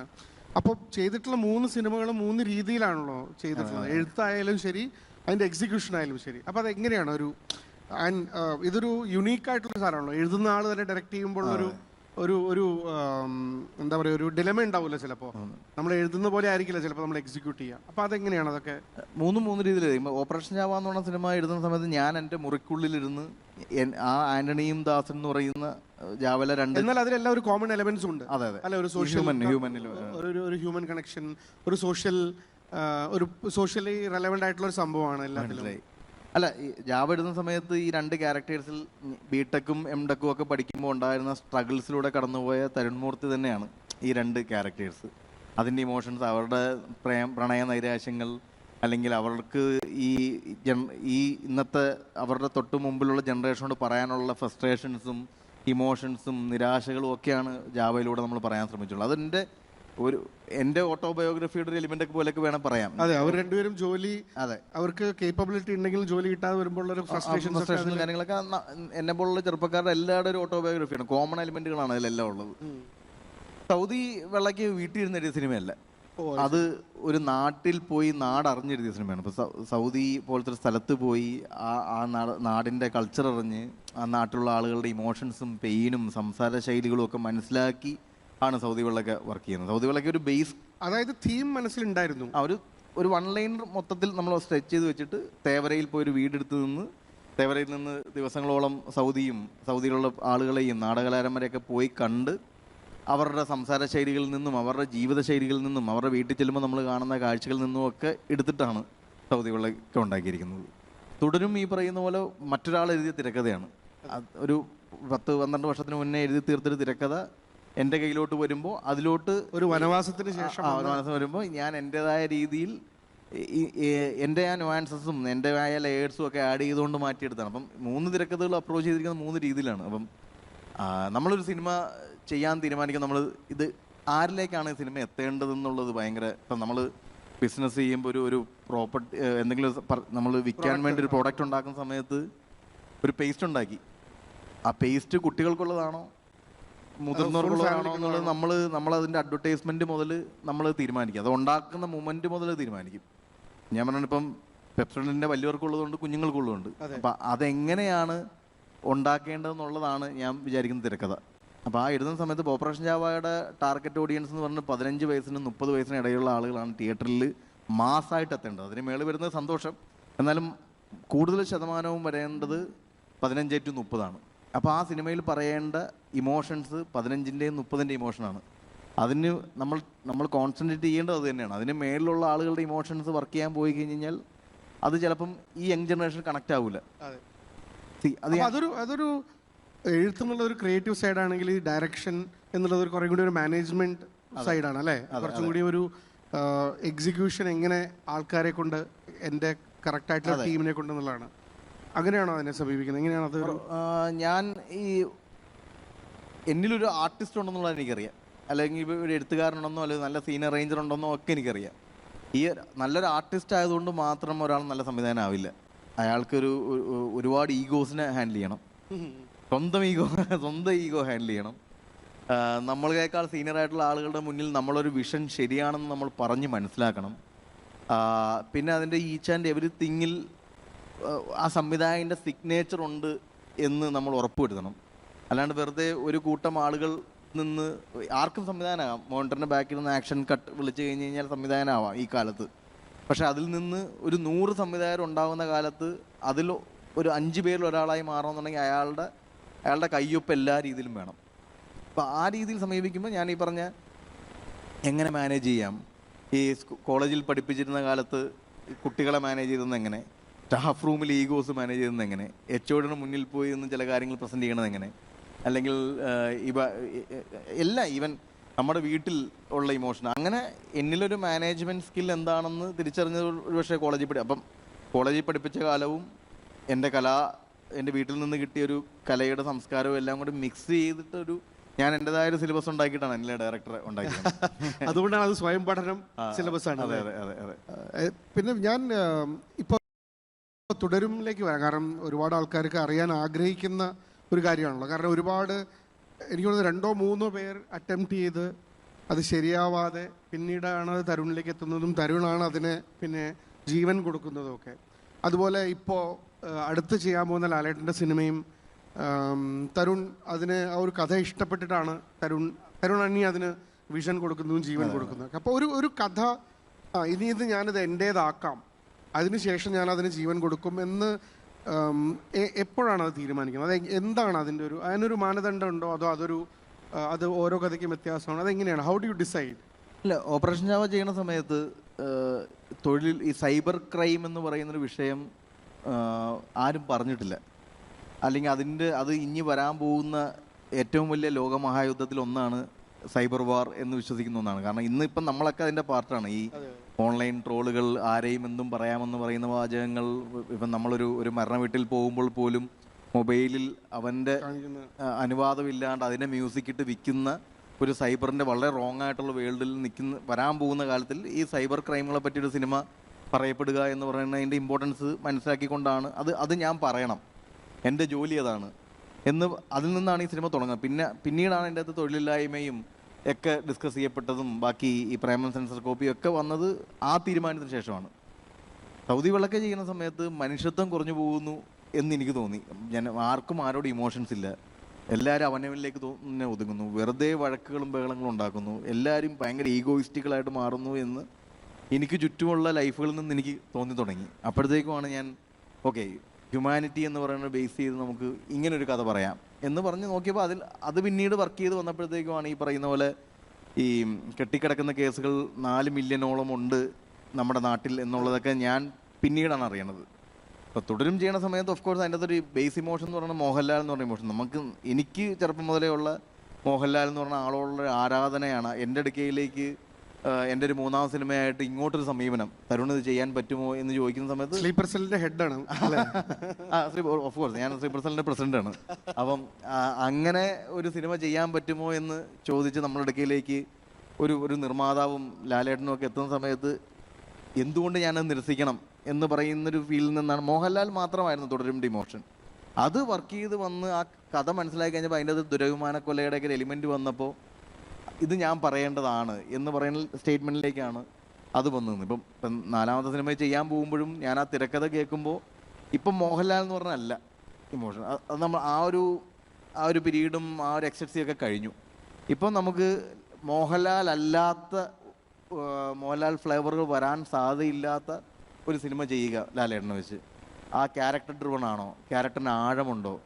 ഇപ്പം തുടരുമില്ല ഒരിക്കലും ക്യാരക്ടറിന് ആഴമുണ്ടെന്ന് ഞാൻ വിശ്വസിക്കുന്നില്ല. തുടരും ഒരു കൊമേഴ്ഷ്യൽ പാക്കേജാണ്. അതിൽ ഒരു അച്ഛൻ മകൻ ഇമോഷൻ എന്ന് പറയുന്ന സാധാരണക്കാരൻ ഇമോഷനിലാണ് ആ സിനിമ ഇപ്പോഴും നിൽക്കുന്നത്. പക്ഷെ അതിന് മേളിൽ എങ്ങനെ ഇനി ലാൽ സാറിനെ എക്സൈറ്റ് എനിക്ക് ചെയ്യിക്കാൻ പറ്റും, ലാൽ സാർ എങ്ങനെ എന്നെ എക്സൈറ്റ് ചെയ്യിക്കാൻ പറ്റും, ഈ 2 കോമ്പിനേഷൻ വർക്കൗട്ട് ആകുമ്പോഴാണല്ലോ സിനിമ നന്നാവുന്നത്. ഞാനത് ആക്ച്വലി ശ്രദ്ധിച്ചിട്ടുണ്ട്. കാരണം ഇപ്പോൾ ഞാൻ നേരത്തെ പറഞ്ഞ ചോദ്യങ്ങൾ, ഗായത്രി ഒപ്പോഴെ ഒരു ചോദ്യം ചോദിച്ചിരുന്നു, ഇത്രയും സുന്ദരനായ ഇത്രയും സുമുഖനായ പ്രകാശ് വർമ്മയെ കൊണ്ട് ഇത്രയും ക്രൂരനാക്കിയത് എന്തിനാണ്? അല്ലെങ്കിൽ ദേവി എന്ന് പറയുന്ന അവർ ഇതുവരെ അഭിനയിക്കാത്തവർ അവരെ കൊണ്ട് ഇത്രയും ഒരു പിവട്ടൽ ആയിട്ടുള്ള റോള് ചെയ്യിപ്പിക്കുന്നത് എങ്ങനെയാണ്? ലാൽ അതുപോലെ ഇത്രയും കേപ്പബിലിറ്റി ഉള്ള മഹാനടനായ ലാലേട്ടനെ കുറിച്ച്, അപ്പോൾ ഇതൊക്കെ എങ്ങനെയാണ്? ഹൗ ഡു യു മാനേജ് ഇത്? എങ്ങനെയാണ്? പ്രകാശ് വർമ്മ എന്ന് പറയുന്നത് ഭയങ്കര അൺപ്രഡിക്റ്റബിൾ ആയിട്ടൊരു, അതൊരു സിനിമയുടെ ഒരു വലിയൊരു സർപ്രൈസ് പാക്കേജ് ആയിരുന്നു. അതുപോലെ തന്നെയാണ് സൗദി വെള്ളക്ക. പ്രൊമോഷനിലൊന്നും അവരില്ല, പ്രൊമോഷനിലൊക്കെ ലുക്മാനും അവരൊക്കെ ആണല്ലോ. അല്ല, പ്രകാശ് വർമ്മ സർപ്രൈസ് എലിമെൻ്റ് ആയിരിക്കണം. ആളുകൾക്ക് അൺപ്രഡിക്റ്റബിലിറ്റി ഉണ്ടാവണം. അയാൾ എന്ത് ചിന്തിക്കുമെന്ന് പ്രേക്ഷകന് മനസ്സിലാകാൻ പാടില്ല. അപ്പം അങ്ങനെ നോക്കുമ്പോൾ ഉറപ്പായിട്ടും ഇപ്പം മലയാളത്തിൽ സിദ്ദിഖിക്കയുണ്ട്, വിജയരാഘവൻ ചേട്ടനുണ്ട്, ഇവരൊക്കെ നല്ല ആക്ടേഴ്സാണ്. ഇവരെയൊക്കെ വെച്ചാലും ജോർജ് സാറ് വേറൊരു ഫ്ലേവർ കിട്ടും. പക്ഷെ അവർ വരുമ്പോൾ അവർ മുൻപ് ചെയ്തു വെച്ചിരിക്കുന്ന പല സിനിമകളിലെ ക്യാരക്ടേഴ്സ് ചിലപ്പോൾ അവർക്ക് ബാധ്യതയായി മാറിയേക്കാം. അപ്പോൾ ഒരു അൺപ്രഡിക്റ്റബിൾ ആയിട്ട് ഒരാൾ വേണമെന്ന് ഡിസൈഡ് ചെയ്യുന്നതാണ് നമ്മൾ പ്രകാശ് വർമ്മയിലേക്ക് എത്തുന്നത്. അപ്പം ദേവി വർമ്മ പക്ഷേ തരുണിന്റെ ഒരു ഡിസിഷൻ ആയിരുന്നു അതല്ലേ? അതങ്ങനെ തന്നെ വേണം എന്ന് നമ്മൾ ലാൽ സാറിനെ കണ്ടപ്പോഴേ പറഞ്ഞു, സാർ അതൊരു അൺപ്രഡിക്റ്റബിൾ ആയിരിക്കണം, അയാൾ ഒരു പുതിയ ആളായി കഴിഞ്ഞാൽ അത്രയും നല്ലതെന്ന് പറഞ്ഞിരുന്നു. അപ്പം സംശയമുണ്ട് അങ്ങനെ പുതിയ ആളെ കിട്ടുമോ. പക്ഷേ നമ്മുടെ ശ്രമത്തിൽ എവിടെയൊക്കെ അത് കിട്ടി. ദേവി വർമ്മയുടെ കേസും അത് തന്നെയാണ്. ദേവി വർമ്മയും ഇപ്പോൾ ഒരു ഉർവശി മാമാണ് ഉമ്മ ചെയ്തിരുന്നെങ്കിൽ ഉറപ്പായിട്ടും എൻ്റെ ക്ലൈമാക്സ് പടം തുടങ്ങുമ്പോഴേ മനസ്സിലാവും. ആ ഉമ്മയ്ക്കൊന്നും പറ്റാൻ പോകുന്നില്ല, ഉമ്മ എല്ലാവരുടെയും കൂടെ സന്തോഷത്തോടെ ജീവിക്കും. ഇതാകുമ്പം അവരെന്ത് ചെയ്യും, അവരെപ്പം ദേഷ്യപ്പെടും, അവരെപ്പം തല താത്തിരിക്കും, എപ്പം മരവിച്ചിരിക്കും എന്നൊക്കെ പറയുന്നൊരു അൺപ്രഡിക്റ്റബിലിറ്റി ആ ത്രൂ ഔട്ട് ആ ക്യാരക്ടറിനുണ്ടായിരുന്നു. അതും ആ സിനിമയുടെ ഞാൻ പറഞ്ഞില്ല, അതൊരു പ്രേക്ഷകനായിട്ട് സിനിമേനെ സമീപിക്കുമ്പോഴാണ്. നമ്മളൊരു ബിസിനസ്സായിട്ട് സിനിമേനെ സമീപിക്കരുത്. ഇപ്പം കോമ്പിനേഷൻസ് വെച്ചിട്ട് മോഹൻലാലും ഇന്ന നടനും കൂടി വന്നു കഴിഞ്ഞാൽ ബിസിനസ് കൂടും എന്നുള്ളതിനേക്കാൾ ഉപരിയായിട്ട് അതിൽ എപ്പോഴും പ്രേക്ഷകൻ്റെ പെർസ്പെക്റ്റീവിൽ കാണുമ്പോൾ അതിന് കുറച്ചും കൂടി സൗന്ദര്യം കൂടും, കുറച്ചും കൂടി ആസ്വാദനവും കൂടും. നമ്മുടെ അധികം സമയമില്ല എനിക്ക് തോന്നുന്നു. പക്ഷേ നമ്മുടെ ഇപ്പോഴത്തെ ടോപ്പിക്ക് പുതിയ കാലം പുതിയ ലോകം എന്നുള്ളതാണല്ലോ. ശരിക്കും പറഞ്ഞാൽ പുതിയ മലയാള സിനിമയുടെ പുതിയ ലോകത്തിലെ ഏറ്റവും ബോൾഡസ്റ്റ് വോയിസുകളൊന്നാണല്ലോ തരുണിൻ്റെ എങ്ങനെയാണ് ഒരു വിലയിരുത്തൽ മലയാള സിനിമയുടെ ഇപ്പോഴത്തെ ഒരു യാത്ര? ഈ പുതിയൊരു, കാരണം നമ്മൾ ഒരു തരത്തിൽ നോക്കുകയാണെങ്കിൽ ഒരു 180ഓളം മലയാള സിനിമകൾ ഒരു വർഷം റിലീസാവുന്നു. ബാക്കിയുള്ള ഭാഷകൾ വെച്ച് നോക്കുമ്പോൾ സക്സസ് റേറ്റ് ഏറ്റവും കൂടുതൽ ഒരുപക്ഷെ മലയാളത്തിലായിരിക്കും. അതായത് 180 സിനിമകളിൽ 18 സിനിമ 10% സക്സസ് റേറ്റ്. ബാക്കി ഭാഷകളിലൊക്കെ 4-5% കൂടുതലൊന്നും സക്സസ് റേറ്റ് ഇല്ല. വൈവിധ്യമാർന്ന കഥകൾ പറയുന്നു, എന്നിട്ടും 400 കോടി നഷ്ടം വരുന്നു. എന്നാലും പലരും പറയുന്നു നമ്മൾ എഴുതുമ്പോൾ അത് പറഞ്ഞു ഫലിപ്പിക്കാനുള്ള ആക്ടേഴ്സ് ഇല്ല എന്ന് പറയുന്നു ഒരു ഭാഗത്ത്. എന്നാൽ വളരെ ബോൾഡായിട്ടുള്ള ഒരു ഭാഗത്ത് റിയലിസ്റ്റിക് ആയിട്ടുള്ള സിനിമകൾ വരുന്നു, എന്നാൽ അതേ സമയത്ത് സർവമായ വന്നിട്ട് അതിനെ ബ്രേക്ക് ചെയ്യുന്നു, അല്ലെ തുടരുമെന്ന്. അപ്പോൾ ഇതൊരു വല്ലാത്തൊരു എന്താ പറയുക, ഒരു പെക്യൂലിയർ ആയിട്ടുള്ളൊരു ഇൻഡസ്ട്രി ആയിട്ടാണ് ഞാൻ കാണാറുള്ളത്. ഒരുപാട് ഡൈക്കോട്ടമികളുള്ള ഒരു ഇൻഡസ്ട്രി ആയിട്ട്. എങ്ങനെയാണ് തരുൺ എന്താണ് മലയാള സിനിമയുടെ ഒരു ഭാവി? അല്ല, എല്ലാവരും പറയുന്നത് മലയാള സിനിമ ഏറ്റവും മികച്ച ഒരു കാലഘട്ടത്തിലാണ് നിൽക്കുന്നതെന്നുള്ളതാണ്. അത് ഞാൻ വിശ്വസിക്കുന്നത് അതൊരു ബിസിനസ് ടൈം മാത്രമേ ഉള്ളൂ. പിന്നെ മലയാള സിനിമ ഇപ്പോഴും പരമനാഭൻ സാറിൻ്റെയും ഭരതൻ സാറിൻ്റെയും കെ ജി ജോർജ് സാറിൻ്റെയും ഒക്കെ തണലിൽ തന്നെയാണ് ഇപ്പോഴും ഞങ്ങളെപ്പോലുള്ളവരുമൊക്കെ നിൽക്കുന്നത്. നമ്മൾക്ക് ഒരിക്കലും അവരുണ്ടാക്കിയ പോലത്തെ വിപ്ലവങ്ങൾ ഉണ്ടാക്കാൻ പറ്റിയിട്ടുണ്ട് എന്ന് ഞാൻ വിശ്വസിക്കുന്നില്ല. നമ്മൾ അവരിൽ നിന്നൊക്കെ ഇൻസ്പയർ ചെയ്തുകൊണ്ട് തന്നെയാണ് ഇന്നും. ഇപ്പം ഞാൻ പറയുകയാണെങ്കിൽ തന്നെ ഇപ്പം തുടരുമെന്ന് പറഞ്ഞ സിനിമ, തുടരുമെന്ന് പറയുന്നതൊക്കെ ഇതേ കഥാഗതിയിലുള്ള സിനിമകൾ പലതും നമുക്ക് മുന്നേ ഇവരെല്ലാവരും ചെയ്തിട്ടുണ്ട്. ഇപ്പം അല്ലെങ്കിൽ ഐ വി ശശിയും ദാമോദരൻ മാഷും ഒക്കെ ചേർന്നുണ്ടാക്കിയിരുന്ന ഒരു കഥയുടെ ഫ്ലേവർ തന്നെയാണ് തുടരുവിൻ്റെയും കഥ. അതിനെ എങ്ങനെ സോഷ്യൽ കമന്ററി അവർ ചെയ്തിടത്തോളം വേറെ ആരും ചെയ്തിട്ടില്ല, അതിൻ്റെ അറ്റത്ത് പോലും നമ്മൾ എത്തിയിട്ടില്ല. ഇപ്പം ഞാൻ പറയുന്നത് ഇപ്പം മഞ്ഞുമ്മൽ ബോയ്സ് വളരെ മികച്ച സിനിമയാണ്. അത് ഭരതൻ സാറ് മാളൂട്ടി എന്ന് പറഞ്ഞ സിനിമയിൽ നിന്ന്, കാരണം മഞ്ഞുമ്മൽ ബോയ്സിൻ്റെ ആദ്യകാല ചർച്ചകളിലൊക്കെ ചിദംബരം ചെയ്യുന്നതിന് മുന്നേ എൻ്റെ ഇടയ്ക്കിൽ ആ സബ്ജക്റ്റ് വന്നതാണ്. അപ്പോൾ അന്ന് എന്നെ ആ സിനിമ എക്സൈറ്റ് ചെയ്യിക്കാഞ്ഞത്, എനിക്കിനി ഭരതൻ സാർ ചെയ്ത് വെച്ചതിന് മേളിൽ ഒന്നും ചെയ്യാനില്ല എന്ന് പറഞ്ഞാൽ, അല്ലെങ്കിൽ അതിന് മേളിൽ എനിക്ക് കൺവിൻസ് ചെയ്യാൻ പറ്റില്ല എന്നുള്ള എൻ്റെ ഭയപ്പാടാണ്. പക്ഷേ ചിദംബരം അത് വളരെ മനോഹരമായിട്ടത് എക്സിക്യൂട്ട് ചെയ്ത് അത് വിജയിച്ചിട്ടുണ്ട്. പക്ഷേ ഒരു പുതിയതായിട്ടൊന്നും മലയാള സിനിമ ഉണ്ടാക്കുന്നില്ല എന്നുള്ള പക്ഷക്കാരാണ് ഞാൻ. ഇപ്പം അതൊരു ഭയങ്കര അല്ല, പഴയിൽ നിന്നൊക്കെ ഇൻസ്പയർ ചെയ്ത് തന്നെയാണ്. ഇപ്പം അതിൽ നിന്ന് മാറി നിന്നൊരു സിനിമയാണ് ലോക. അതുകൊണ്ടാണ് ലോകയ്ക്ക് അത്രയും എങ്കിലും ലോകയിൽ പോലും നമ്മൾ ഇഷ്ടപ്പെടുന്നത് ആ കുട്ടിയുടെ ഒരു ഇമോഷനിൽ നിന്നാണ് ആ സിനിമ പുൾ ഓഫ് ചെയ്ത് നിൽക്കുന്നത്. ബാക്കി അതിൻ്റെ കളർ ടോണും വലിയ സ്കെയിലും ഒക്കെ നിൽക്കുമ്പോഴും തരുൺ പറയുന്ന ഹ്യൂമൻ കണക്ഷൻ അതാണ് ആ സിനിമ. ഞാനിപ്പം അരുണെ കണ്ടപ്പോഴും ഞാൻ പറഞ്ഞു, അരുണെ ആ എലിമെന്റിലാണ് ആ പടം നിൽക്കുന്നത്. ബാക്കി നിങ്ങൾ അതിൻ്റെ മുകളിൽ ഉണ്ടാക്കിയ എല്ലാ വലിയ വിഷ്വൽസും അതിനെ ഭയങ്കരമായിട്ട് എക്സൈറ്റ് ചെയ്യും. അപ്പം മാറി ചിന്തിച്ചു എന്ന് പറയുന്ന, അല്ലെങ്കിൽ ഒരു പുതിയ മാറ്റം ഉണ്ടാക്കിയ സിനിമ എന്ന് പറയുന്നത് എനിക്ക് ഈ അടുത്ത കാലത്ത് ഫീൽ ചെയ്തത് ലോക എന്ന് പറഞ്ഞ സിനിമയാണ്. ഇപ്പം അതിനിപ്പം സർവമായ എന്ന് പറഞ്ഞ സിനിമ വന്നിരിക്കുന്നു. അതിലും നമ്മൾ കണ്ട കഥ പറച്ചിൽ കാണാത്ത ഒരു എലിമെന്റ് പ്ലേസ് ചെയ്തപ്പോഴാണ് അതിന് ഭംഗി കൂടിയത്. ഇപ്പം ആളുകൾ ട്രൈ ചെയ്തുകൊണ്ടിരിക്കുന്നത്, സംവിധാനം ട്രൈ ചെയ്തുകൊണ്ടിരിക്കുന്നത്, ആളുകൾക്ക് പണ്ട് മുതലേ ഇഷ്ടമുള്ളൊരു ഫോർമുല എടുത്ത് പിടിച്ചിട്ട് അതിലെന്തെങ്കിലും ഒരു പുതിയ കാര്യം പറയാൻ നോക്കും. അതാണ് എനിക്ക്. തരുൺ 2026 ആദ്യ സിനിമ ചെയ്യാൻ പോകുന്നെങ്കിൽ തരുൺ എന്ത് പറയും? എന്നോട് പറയാറുള്ള എൻ്റെ ഞാൻ ചെയ്തിട്ടുള്ള മുൻപ് ഞാൻ പയറ്റിയിട്ടുള്ള സിനിമകളുമായിട്ട് യാതൊരു സാമ്യതകളും വരാത്ത രീതിയിലുള്ള ട്രീറ്റ്മെൻറ്റുള്ള, കഥ പറച്ചിലുള്ള, ക്യാരക്ടർ ആർക്കുകളുള്ള ഒരു സിനിമ ചെയ്യുക. അതിന് ഈ വലിപ്പം കൂട്ടാമെന്നോ സ്കെയിൽ വർദ്ധിപ്പിക്കാമെന്നോ ബഡ്ജറ്റ് കൂട്ടാമെന്നതിനേക്കാൾ ഉപരിയായിട്ട് നമ്മൾ എന്തിനാണ് ആ തിരക്കഥയെ സമീപിച്ചിരിക്കുന്നത് എന്നുള്ളൊരു മീനിങ്. ഇപ്പം ഞാൻ ചെയ്യാൻ പോകുന്ന ലാൽ സാറിൻ്റെ തിരക്കഥ ഞാൻ വായിക്കുമ്പോൾ എൻ്റെ ഉള്ളിൽ ആ സിനിമ ചെയ്യുന്നതിൻ്റെ ബോധ്യത്തെ പറ്റി ഒരു ധാരണയുണ്ട്. ആ ബോധ്യത്തിനോട് നീതി പുലർത്തുക. അതിനപ്പുറത്തേക്ക് ഇപ്പം തുടരും കഴിഞ്ഞിട്ട് അയാൾ മോഹൻലാലുമായിട്ട് ഒന്നിക്കുവാണ്. അപ്പോൾ അതിൽ ജോർജ് സാറിനെ പോലത്തൊരു വില്ലൻ വേണം, അതിൻ്റെ വലിപ്പം വേണം, 4 ഫൈറ്റ് വേണം, 5 ഫൈറ്റ് വേണം എന്ന് പറയുന്ന ബാധ്യതകളൊക്കെ എടുക്കാണ്ട്, അങ്ങനെ ഒരിക്കലും നമുക്കൊരു സിനിമ ചെയ്യാൻ പറ്റില്ല. എടുക്കാണ്ട് ആ തിരക്കഥ എന്താ അവകാശപ്പെടുന്നോ, ആ തിരക്കഥയുടെ മൂല്യം എന്താണോ, അതിൻ്റെ ലെയർ എന്താണോ, അതിൻ്റെ ആത്മാവ് എന്താണോ, അതനുസരിച്ചിട്ട് പണിയെടുത്താൽ, കാഴ്ച കണ്ടാൽ സിനിമ നന്നാവും. ശരിയാണ്. കാരണം സൗദി വെള്ളയ്ക്ക് അങ്ങനെ നല്ലൊരു ഉദാഹരണം അല്ലേ.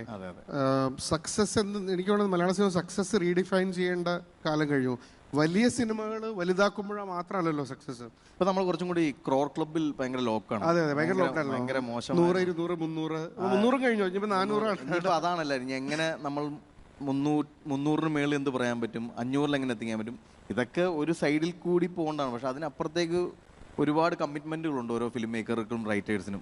അതെ, കാരണം എനിക്ക് തോന്നിയിട്ടുള്ളത്, ഞാൻ ടെലിവിഷൻ ബിസിനസ് നടത്തുന്ന ഒരാളാണ്. ടെലിവിഷനിൽ ഞങ്ങൾ ഏറ്റവും കൂടുതൽ ബുദ്ധിമുട്ടുന്നത് സിനിമ പണ്ട് റിപ്പീറ്റ് വാല്യൂ ഉണ്ടായിരുന്ന പോലെ ഇപ്പോൾ സിനിമയ്ക്ക് റിപ്പീറ്റ് വാല്യൂ ഇല്ല. ഇപ്പോൾ എത്ര വലിയ ഹിറ്റുകൾ എടുത്താലും ആദ്യം കണ്ടതിന് ശേഷം രണ്ടാമതും മൂന്നാമതും കാണുന്നില്ല. അതുകൊണ്ട് എന്താ ഗുണം എന്ന് വെച്ചാൽ ഏഷ്യാനെറ്റ് മൂവീസ് എന്ന് പറഞ്ഞാൽ ഞങ്ങളുടെ ഒരു ചാനലുണ്ട്, അതിലാണ് എല്ലാ പഴയ സിനിമകളും. അത് ഇപ്പോഴും ആൾക്കാർ ഇരുന്ന് കാണുന്നുണ്ട്. അപ്പോൾ ആ ഒരു റിപ്പീറ്റ് വാല്യൂ കൊണ്ടുവരണം എന്നുള്ളതാണ് അല്ലേ. വീണ്ടും കാണാൻ തോന്നുന്ന സിനിമകൾ. മണിച്ചിത്രത്താഴൊക്കെ എപ്പോൾ ഇട്ടാലും നമ്മൾ കാണുന്നു. അതെ അതെ. അങ്ങനെയുള്ള സിനിമകളൊക്കെ ഇപ്പം വരുന്നുണ്ടോ എന്നുള്ളത്, ഞാൻ അടക്കം ചെയ്തിട്ടുള്ള സിനിമകൾ ഉണ്ടോ എന്നുള്ളത് എനിക്ക് അറിയില്ല. അങ്ങനെ ഉണ്ടാവട്ടെ അല്ലേ. എനിക്ക് തോന്നുന്നു ഒരുപക്ഷെ സർവമായ അങ്ങനെ റിപ്പീറ്റ് വാച്ചിന് സാധ്യതയുള്ള സിനിമയാണെന്ന് തോന്നുന്നു. അതെ അതെ. എന്തായാലും സമയം കഴിഞ്ഞു എന്ന് എനിക്ക് ഇവിടെ ഒരു ഒരു ഓഡിയൻസ് ക്വസ്റ്റ്യൻ എടുക്കാമോ? രണ്ട് ഓഡിയൻസ് ക്വസ്റ്റ്യൻ. ഓക്കെ, ആർക്കെങ്കിലും എന്തെങ്കിലും ചോദ്യം ഉണ്ടെങ്കിൽ, അല്ലെങ്കിൽ ഞാൻ എനിക്ക് കിട്ടിയ ചോദ്യങ്ങൾ ചോദിക്കാം. അതിനു മുമ്പ് ആർക്കെങ്കിലും എന്തെങ്കിലും ചോദ്യങ്ങൾ, സമയം പോയതറിഞ്ഞില്ല.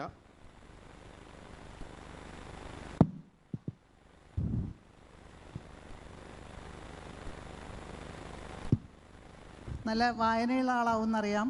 അപ്പോൾ നോവലുകൾ വായിക്കുമ്പോൾ അതൊന്ന് ഇൻസ്പയർഡ് ആവാറുണ്ടോ? അപ്പോൾ പലരും നോവലുകൾ എടുത്തിട്ട് പലതും വിജയിക്കാറുണ്ട്. ചിലത് നോവലിൻ്റെ ഒപ്പം എത്തിയിട്ടില്ല എന്ന് നമുക്ക് തോന്നാറുണ്ട്. നോവലായിരുന്നു ഭേദം എന്ന് തോന്നാറുണ്ട്.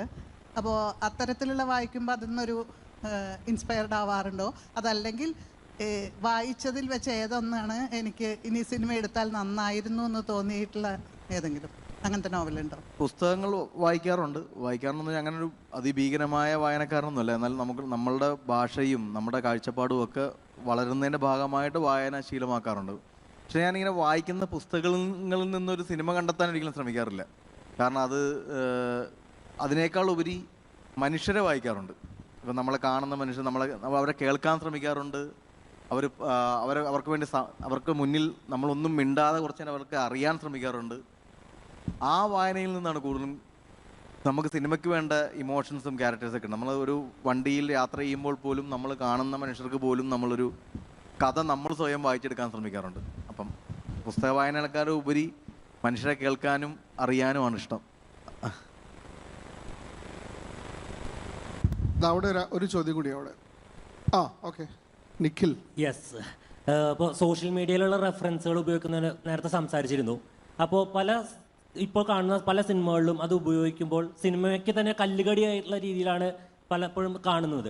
പക്ഷേ ഇത് കല്ലുകടിയാവാതെ ആ സിനിമയുടെ രസച്ചരട് പൊട്ടാതെ എങ്ങനെ അത് സ്ക്രിപ്റ്റിങ്ങിൻ്റെ സമയത്ത് എങ്ങനെയാണ് അത് ചെയ്യുന്നത്? അതിൻ്റെ ഒരു പ്രോസസ്സ് എങ്ങനെയാണ് അത് ബ്ലെൻഡ് ചെയ്യണത്? അല്ലാതെ ഇപ്പം നമ്മുടെയൊക്കെ ലൈഫിൽ നമ്മൾ ഇൻസ്റ്റാഗ്രാമിലൊക്കെ വരുന്ന ഈ പറയുന്ന വാട്സാപ്പിൽ വരുന്ന ചില ട്രോളുകളൊക്കെ നമ്മുടെ ലൈഫിൽ തന്നെ സംസാരിക്കാറില്ലേ? ഇപ്പം നമ്മളെ കൂട്ടുകാർക്കിടയിൽ എന്തെങ്കിലും വഴക്കൊക്കെ ഉണ്ടാകുമ്പോൾ നമ്മൾ എന്നോടോ ബാല എന്ന് നമ്മൾ ചോദിക്കാറില്ലേ? അല്ലെങ്കിൽ ഈ പറയുന്ന പോലെ സലിംകുമാർ ഏട്ടൻ്റെ അപ്പം അങ്ങനെ നമ്മൾ കോമൺ ലൈഫിൽ സംസാരിക്കുന്ന ഭാഷയായിട്ട് അതിനെ ട്രീറ്റ് ചെയ്യുള്ളൂ. നമ്മൾ വീട്ടിൽ സംസാരിക്കുമ്പോൾ എൻ്റെ മോൻ എന്നോട് പറയുന്നത് എങ്ങനെ, ഞാൻ അവനോട് എൻ്റെ വൈഫ് സംസാരിക്കണം എങ്ങനെ എന്നൊക്കെ പറയുന്ന രീതിയിൽ ഇന്ന് നമ്മുടെ എല്ലാവരുടെയും ലൈഫിൻ്റെ ഭാഗമാണ് ഈ ട്രോൾ പരിപാടികൾ. അങ്ങനെയാണ്. അല്ലാണ്ട് ഇത് വെച്ചാൽ ഇത് വർക്കൗട്ട് ആകും എന്നുള്ളതിനേക്കാൾ ഉപരിയായിട്ട് ഇതെങ്ങനെ അതിൽ ബ്ലെൻഡ് ചെയ്യാന്നുള്ളത്, അതിനുവേണ്ടി പ്രത്യേക ശ്രമമൊന്നുമില്ല. അത് വളരെ യാദൃശ്യമായിട്ട് വന്ന് സംഭവിച്ചാണത്. അത് ഇനി ചെയ്താൽ പാളുമെന്നറിയാം. അത് എത്ര തവണ ചെയ്യാനുള്ളതാണ്. ഒരു ലാസ്റ്റ് ഒരു ചോദ്യം, അത് കഴിഞ്ഞ് നമ്മൾ നിർത്താം. ലാലേട്ടനെ കൊണ്ടൊരു ഫാൻ അടി ചെയ്യിപ്പിച്ചത് എങ്ങനെയാണെന്നൊരു ചോദ്യമുണ്ട്. ഫാൻ അടി അത് പൂപ്പര് ചെയ്യണോ വേണ്ടയോ എന്നൊക്കെ പുള്ളി പറഞ്ഞപ്പോൾ, ഞാൻ ഈ പറയുന്ന പോലെ ഒരു ഫൈറ്റ് ലാൽസാറിനെ കൊണ്ട് ചെയ്യിക്കാൻ പറ്റുകയെന്ന് പറയുമ്പോൾ നമ്മൾ അതിൻ്റെ അത് ഇങ്ങനെ മാർക്ക് ചെയ്ത് വെച്ചിരുന്ന കുറേ പോയിന്റുകളുണ്ട്. മുണ്ട് ഊരിയിട്ടിങ്ങനെ അടിക്കണതിൻ്റെ ഒരു അടി, അത് മുണ്ട് കറക്കിയിട്ട് അങ്ങനെ കുറേ പോയിന്റുകൾ മാർക്ക് ചെയ്യുന്നത്. ഇതിലൊക്കെ തിയേറ്ററിൽ ഗൂസ് ബംസ് ആണെന്ന് പറഞ്ഞുകൊണ്ട്. അപ്പം അങ്ങനെയാണ് അതിൻ്റെ അകത്തൊരു എലിമെൻ്റാണ് ഭയങ്കര ഗൂസ് ബംസ് ആയി പോയത്. ഞാൻ വിചാരിച്ചതിനേക്കാൾ മേളിൽ ഗൂസ് ബംസ് ആയത് മറ്റേ ചില്ല് പൊട്ടിച്ച് ചാടി വരുന്നത്. അപ്പം അങ്ങനെ അത് കണ്ട് ലാത്തിയടി ഉണ്ടായിരുന്നു. ലാത്തിക്കടി എല്ലാം കഴിഞ്ഞതിന് ശേഷം ചില്ല് കൊണ്ട് തലയടിച്ച് പൊട്ടിക്കലുണ്ട്. എല്ലാം കഴിഞ്ഞ ശേഷം ഒരു ഫാൻ ഊരി തലക്കിട്ടടിക്കണം എന്നിങ്ങനെ നമ്മൾ പറഞ്ഞു. അത് പറഞ്ഞ പോലെ ലാൽ സാർ ഭയങ്കര ഡിസ്റ്റർബ്ഡ് ആയിരുന്നു. എന്ന് വെച്ചാൽ മോനെ അതെങ്ങനെയാണ് മോനെ, അതിൻ്റെ ലോജിക്ക് എന്താണ്, അത് ആളുകൾ വിശ്വസിക്കുമോ? അപ്പം ഞാൻ പറഞ്ഞു അങ്ങനെയല്ല സാർ അത് ചെയ്യുമെന്ന് വിശ്വസിക്കാനുള്ള എല്ലാ എലിമെൻറ്റുകളും നമ്മൾ പ്രീ സ്റ്റോറിയിൽ പറഞ്ഞു വെച്ചിട്ടുണ്ട്. അപ്പോൾ അതുകൊണ്ട് അത് കൺവിൻസിങ് ആണെന്ന് പറഞ്ഞിട്ട് ഇങ്ങനെ കുറേ നേരമായിട്ട് ഇങ്ങനെ സാർ അത് വേണോ കുറേ നേരം എൻ്റെ അടുക്കേന്ന് പറയും. കുറേ നേരം എൻ്റെ അസോസിയേറ്റ് ബിനുവിൻ്റെ അടുക്കേ പോയി പറയും അത് വേണോ എന്ന് പറയും. ബിനു ഒപ്പം ഒന്നും മിണ്ടിയല്ല. അതുകൊണ്ട് പ്രൊഡ്യൂസറിൻ്റെ അടുക്കേ പോയി പറയും. അപ്പോൾ രഞ്ജിത്ത് ഏട്ടനും ഒന്നും മിണ്ടിയല്ല. എല്ലാം കഴിഞ്ഞപ്പോൾ ഫൈറ്റ് മാസ്റ്ററിൻ്റെ അടുക്കേ പോയി ലാൽ സാർ പറഞ്ഞു അത് ട്രോളാകും എന്ന് പറഞ്ഞു. അത് ചിലപ്പോൾ എന്തിനാണത് അങ്ങനെ. അപ്പം ഫൈറ്റ് മാസ്റ്റർ അല്ല ഡയറക്ടർ അത് വേണമെന്ന് നിർബന്ധം പറയുവാണെന്ന് പറഞ്ഞു. ട്രോളാകുമെന്ന് അയാളോട് പറയൂ എന്ന് പറഞ്ഞു. അപ്പം ഫൈറ്റ് മാസ്റ്ററിൻ്റെ ഒക്കെ എന്ന് പറഞ്ഞാൽ അതിങ്ങനെ പറയുന്നു എന്നപ്പോൾ ഞാൻ പിന്നെ ലാൽ സാറിൻ്റെ ഒക്കെ പറഞ്ഞു ലാൽ സാർ അത് എനിക്ക് വേണ്ടി അതൊന്ന് ചെയ്തു തരണം ലാൽ സാർ, വേറെ നിവൃത്തിയില്ല. ഞാൻ ഒരു രീതിയിൽ അത് മോശമായി കഴിഞ്ഞാൽ ഞാനത് യൂസ് ചെയ്യില്ല. സാറിന് ദോഷം വരുന്ന ഒരു കാര്യവും ഞാൻ ചെയ്യില്ല, പക്ഷേ എനിക്ക് വേണ്ടി നമുക്കൊന്ന് ചെയ്ത് നോക്കാമെന്ന് പറഞ്ഞ് അപ്പോൾ അതിങ്ങനെ കൊറിയോഗ്രാഫി ചെയ്ത് വന്ന് അപ്പോൾ ലാൽ സാർ ഇങ്ങനെ വരുമ്പം പോലെ തന്നെ എന്നെ ഇങ്ങനെ നോക്കുന്നുണ്ട്. എനിക്ക് വേണ്ടിയാണ് എന്നുള്ള മൂഡിൽ വന്നത് ചെയ്ത് ആ ഫാൻ കൊണ്ട് ഇങ്ങനെ ചാടിയത് അടിച്ച് കഴിഞ്ഞിട്ട് ഞാൻ ഭയങ്കര എക്സൈറ്റഡ്. സാർ ഓക്കെ പരിപാടി സൂപ്പറാണെന്ന് പറഞ്ഞ് ഞാനത് ഓഡിയോയിൽ ഇപ്പോഴും പറയുന്നുണ്ട്. അതിൻ്റെ ഒരു മേക്കിംഗ് വേണ്ടി തിയേറ്ററിൽ കത്തും എന്നാണ് ഞാൻ പറയണേ. അപ്പോൾ അതിങ്ങനെ ലാൽ സാർ ഇങ്ങനെ വന്ന് എൻ്റെ പുറകെ കൂടി വന്നിട്ട് തനിക്ക് വേണ്ടിയാണ് ഞാനിത് ചെയ്തത് എന്ന് പറഞ്ഞ് മുതുകത്തിങ്ങനെ പിടിച്ചിട്ട് ഞെക്കിയിട്ട് പോകുമ്പോൾ അറിയാം, ആ ഞെക്കിലറിയാം സാറിന് ഇഷ്ടപ്പെടും എന്നുള്ളത്. അപ്പോൾ അത് പിന്നെ അത് കണ്ടു കഴിഞ്ഞപ്പം സാർ ഭയങ്കര ഹാപ്പിയായി. ഇപ്പം ഇത്തവണ ഞാൻ സിനിമ ചെയ്യുന്ന സമയത്ത് കഥ പറയുന്ന സമയത്ത് കഥ പറയുന്ന സമയത്ത് ലാൽ സാറിനോടൊക്കെ ഞാനിപ്പം സംസാരിക്കാൻ പോയ സമയത്തോട് ചോദിച്ചു, ഇത്തവണ നമ്മൾ ഫാൻ ഊരി അടിക്കുന്നുണ്ടോ? ഞാൻ പറഞ്ഞ് ഇല്ല സാർ. ഇത്തവണ നമ്മൾ മുണ്ടൂരി അടിക്കുന്നുണ്ടോ? ഞാൻ പറഞ്ഞു ഇനി അടിച്ചു കഴിഞ്ഞാൽ നാണക്കേടാവും സാർ. അപ്പം പറഞ്ഞ് അതൊന്നും അല്ലാണ്ട് നമുക്കൊരു പുതിയ പരിപാടി ചെയ്യണം എന്ന് പറഞ്ഞു. അപ്പം ഞാനും അതാണ് എക്സൈറ്റ്മെന്റ്. അത് കാണാൻ വരുന്നവർക്ക് കൂടി മനസ്സിലാക്കി കഴിഞ്ഞാൽ നമുക്ക് ഭയങ്കര സന്തോഷം. എല്ലാം അങ്ങനെ ആവട്ടെ. സോറി, ഒരു ലാസ്റ്റ് സോറി കേട്ടോ. നമസ്കാരം. സിനിമ ആത്യന്തികമായിട്ട് സംവിധായകൻ്റെ ആണല്ലോ. ഇപ്പോൾ തുടരുമെന്ന് പറയുന്ന സിനിമയാണെങ്കിലും സർവമായ എന്ന് പറയുന്ന സിനിമയാണെങ്കിലും ആ രണ്ട് സിനിമകളിലും അതൊരു സംവിധായകൻ്റെ സിനിമയായിട്ടാണ് കാണാൻ ഞാൻ ആഗ്രഹിക്കുന്നത്. ആത്യന്തികമായിട്ട് അങ്ങനെ തന്നെയാണല്ലോ. പക്ഷെ അത് ഒരു വലിയൊരു നടൻ്റെ പേരിൽ ചർച്ച ചെയ്യപ്പെടുന്നു, അല്ലെങ്കിൽ സോഷ്യൽ മീഡിയ പോലുള്ള മീഡിയകൾ ഒരു നടൻ്റെ പേരിൽ ആഘോഷിക്കപ്പെടുന്നു. 2 ദിവസം കൊണ്ട് 25 കോടി ക്ലബിൽ, 5 ദിവസം കൊണ്ട് 50 കോടി ക്ലബിൽ, 10 ദിവസം കൊണ്ട് ഇപ്പോൾ സർവമായ 100 കോടി ക്ലബിൽ അതൊരു നായകൻ്റെ പേരിൽ ആഘോഷിക്കപ്പെടുന്നു. ശരിക്കും പറഞ്ഞാൽ സർവമായ എന്ന് പറയുന്ന സിനിമ അല്ലെങ്കിൽ തുടരുമെന്ന് പറയുന്ന സിനിമ ഒരു സംവിധായകൻ്റെ സിനിമയായിട്ട് ആ 100 കോടി അഖിൽ സത്യൻ്റെ സിനിമ 100 കോടി ക്ലബിൽ എത്തുന്നില്ല, അങ്ങനെ പറയാൻ എന്തുകൊണ്ട് കഴിയുന്നില്ല? അതൊരു നിവിൻ പോളിയുടെ കംബാക്ക് എന്നൊക്കെ പറയുന്ന പോലെ അതിലൊരു അഖിൽ സത്യൻ്റെ സിനിമയായിട്ട് ഒരു പുതിയ കാലത്ത് അങ്ങനെ സോഷ്യൽ മീഡിയ എന്തുകൊണ്ട് അത് ചർച്ച ചെയ്യുന്നില്ല എന്നുള്ളൊരു വേദനയുണ്ട്. സിനിമയെ ഏറ്റവും കൂടുതൽ ഇഷ്ടപ്പെടുന്ന ഒരാളെന്ന നിലയ്ക്ക് എന്താണ് സംവിധാനം നിലയ്ക്ക് അങ്ങേക്ക് പറയാനുള്ളത്? ഇല്ല, അതിനുള്ള ഉത്തരം ഞാനല്ല പറയേണ്ടത്, നിങ്ങളല്ലേ, ജനങ്ങളല്ലേ പറയേണ്ടത് എന്തുകൊണ്ടാണത് അങ്ങനെ പറയുന്നത്. പക്ഷെ ഇതെല്ലാം ഇതിൻ്റെ ഭാഗമാണ്. ആരുടെ പേരിൽ വന്നാലും സിനിമ, ആരുടെയൊക്കെ പേരിൽ ക്രെഡിറ്റുകൾ പോയാലും ആരുടെയൊക്കെ പേരിൽ ആഘോഷിച്ചാലും ജനങ്ങൾക്ക് ഇഷ്ടപ്പെട്ടാൽ ഇതൊക്കെ ഉള്ളൂ.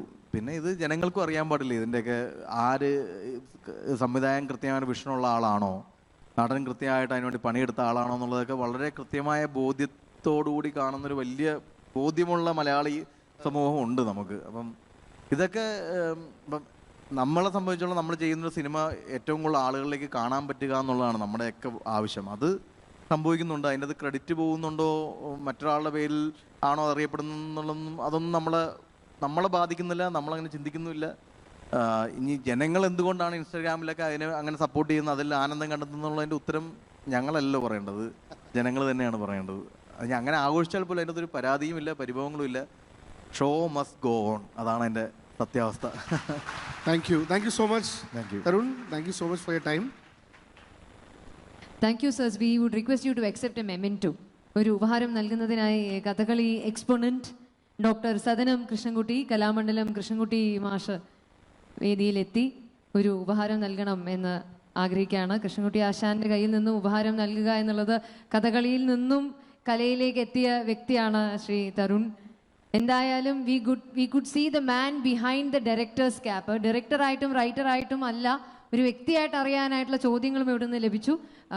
ആശാൻ ഒരു ഉപഹാരം നൽകിക്കൊണ്ട് PIVF സംഘാടകരുടെ പേരിൽ നന്ദി അറിയിക്കുകയാണ്. താങ്ക് യു ശ്രീ തരുൺ മൂർത്തി. അത് ഒരു സംഗീതം അല്ലെങ്കിൽ ഒരു നൃത്ത സന്ധ്യ കഴിയുമ്പോൾ കിട്ടുന്ന ഒരു സംതൃപ്തിയായിരുന്നു ഈ സംഭാഷണം കേട്ട് കഴിഞ്ഞപ്പോൾ. രണ്ടുപേര് ചായ കുടിച്ച് കുറച്ച് വിശേഷങ്ങളൊക്കെ പറയുന്നു. ആ വിശേഷങ്ങൾ ഞങ്ങൾക്കും കൂടി കേൾക്കാനായിട്ട് സാധിച്ചു എന്നുള്ള അത്രയും നാച്ചുറാലിറ്റി ഉണ്ടായിരുന്ന എഫേർട്ട്ലെസ് ആയിട്ടുള്ള ഒരു കോൺവെർസേഷൻ ആയിരുന്നു.